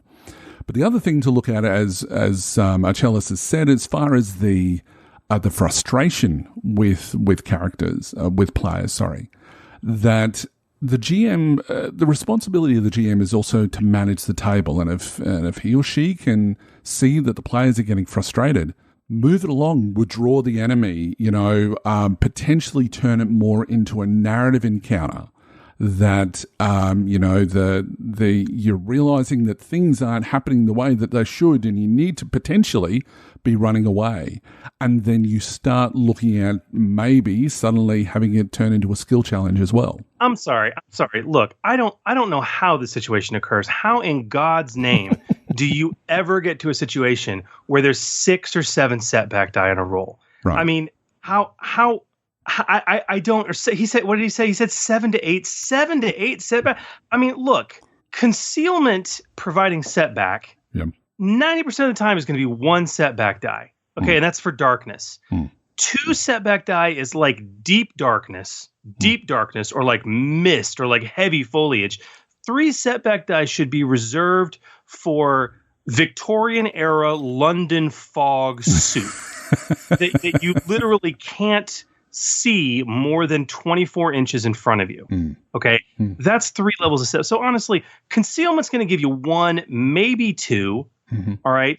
Cover and armor. There's no way on God's green earth you're ever going to have a 4. I mean, worst case scenario, you're going to average out at 2. Okay. So now we're looking at 3 or 4 setback dice. And that should be the max. If the GM is throwing gravity into that as well, I mean, I'm sorry. This is just that's ridiculous. And honestly, if you have a situation where you've got cover that's going to and armor that's going to increase defense ratings substantially, as a GM, I can say, "Oh gosh, it's dark," without making it, okay, I'm sorry, the rules say it's dark, you suffer a setback die. I mean, it's your call as a GM to do that. Yep. Just don't do that. like why are you locked into what these rules suggest under these certain circumstances when you have complete control over, 1, the circumstances, and 2, how the circumstances manifest? Like as a GM, that's just, and Hooli, to build on the point you just made, you talk about, well, if it's that hard, try and leave, or, use the threat. I'm still stuck on the fact that it's that hard to begin with. That should never happen. Look, it may very well be an issue with the rules themselves. And this is one of the things that I love about Genesys and Star Wars before it, is that you have that setback die is easier than remembering 40 different +2s, -2s that we have in something like Pathfinder. Sure. So it does make it easier. But look, there is a reason why they decided to put a ceiling on cover, or on defense, of 4, because they know that for a start, a dice pack only comes with 2 setback die. So from a marketing perspective, that's one thing. And they recommend that you always have 2 sets of dice. So 4 is the most you're going to have in your dice pack. So, going beyond that, you need to start. It needs to, as you said, Chris, it needs to be about the GM sort of going, why are they putting this many setback die in the first place? But it's also on the players to be going, do we need to be constantly, going at this where we're frustrated? They have to take a certain level of responsibility themselves for their own enjoyment of the game. So it can be something simple as saying to the GM, look, nobody's hitting. Is it possible that we turn this into more of a, as I said before, more of a skill challenge or something like that? If they want to go by the letter of the rules, where all of these defense dice and all of these just generally setback die can be added to the pool. So if nobody's having fun, you need to be adjusting it.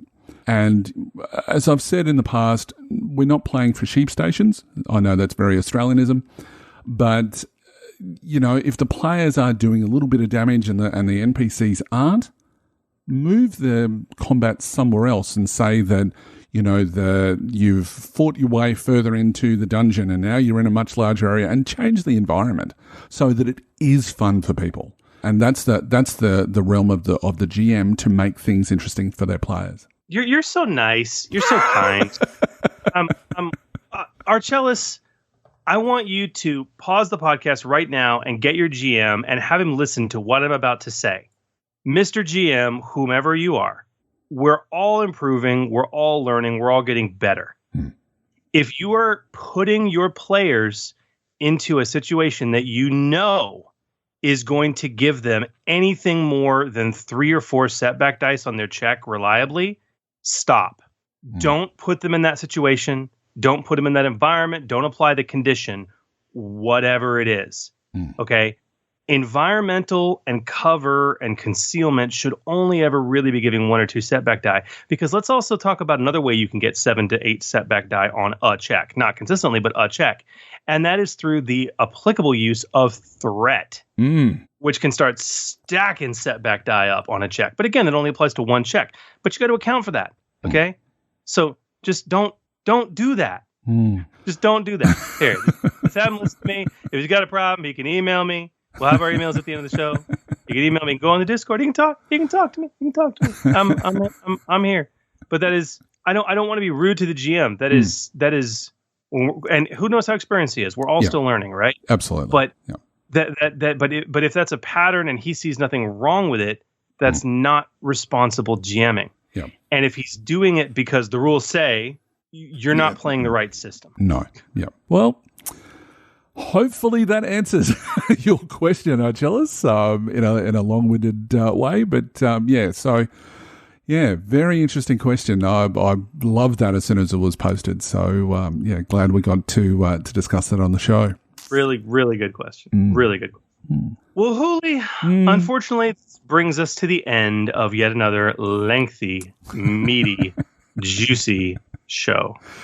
And so it does. But we'll be back in just a couple of weeks for another amazing episode. We'll be tackling a topic that is hotly debated and one that I and others have done a lot of work on to make a fantastic element of storytelling to make it into your games. That's right. For our next episode, listeners, we shall be taking on the arduous task of a deep dive into the vehicle rules. That's right. And this will be the first of a series of episodes going along the same sort of lines as we've done for Magic, because it seems to be very popular and it gives us time to really take a deep dive into the rules. We'll be covering everything from what do all the stats mean, how to build vehicles, how to modify vehicles. We'll be begging and borrowing from other systems. How can they operate in combat with vehicles, what skills to use, and so much more. And who knows, maybe we might have a special guest or two on those shows as we do the series, huh? I think so. Cough, cough, Keith Capel. Cough, cough. But as Chris says, we'll come to that. And while you wait for the release of that episode, please continue to send us any other questions that you might have about Genesys, being a GM or player, or just any gaming-related questions you like. And how can they do that, Chris? Well, they can email us at forgegenesis@d20radio.com or post it up via one of the many social media platforms that are proliferating our headspace, including Facebook, Twitter, YouTube, and even Reddit. Just search for @ForgeGenesis. Also, we've been having some really good convos on the D20 Radio Discord channel, and of course, truly dedicated, personalized, one-on-one conversations with the brilliant and beautiful people. Did you know you become brilliant and beautiful, Hooli, just by becoming one of our patrons? No, I didn't, but I'm glad I do now. Yeah, you do now. And it's because our patrons have access to a dedicated Patreon podcast Discord server where they can chat with other patrons and, most importantly, us. Absolutely, they do. And we would love to hear from you all. Don't forget that you can also join the even larger discussion in the D20 Radio Facebook group, where all of us nerds congregate to cross-pollinate. And don't forget to give us a like or follow us as well on any of our social media sites. You can also drop us a review on those sites, or we would love on your favorite podcatcher, including iTunes and even Spotify. You can also visit our website, as we've said, at forgegenesis.com. And that's a wrap for us. Oh, that was a big episode. But thanks for staying with us and for listening. And thank you to everybody who's been downloading our episodes since we began. It's absolutely amazing. So thank you very much for your support and for listening. And we hope that you will join us next time as we continue to explore the Genesys Role Playing Game. I'm GM Hooley. May your triumphs be many and your despairs be few. And I'm GM Chris, wishing you peace, love, and good gaming. Thanks again for joining us, and remember, the Forge Podcast helping you hone your gaming edge. The Forge, a Genesys podcast, is a proud member of the D20 Radio Network. For more information about the network, visit www.d20radio.com. The Forge is a fan-generated podcast. All the information provided on the podcast, social media, and related website is not affiliated with Fantasy Flight Games or any of their licensors. The content of this podcast remains the property of the Forge, a Genesys RPG podcast, and is intended for educational and informational purposes only. The Genesys Role Playing Game, Genesys logo, Genesys Foundry, content, and all material remain the property of Fantasy Flight Games. All products available on the Genesys Foundry website remain the property of their respective companies and individuals. For more information about the Forge, the Genesys RPG podcast, visit www.forgegenesis.com.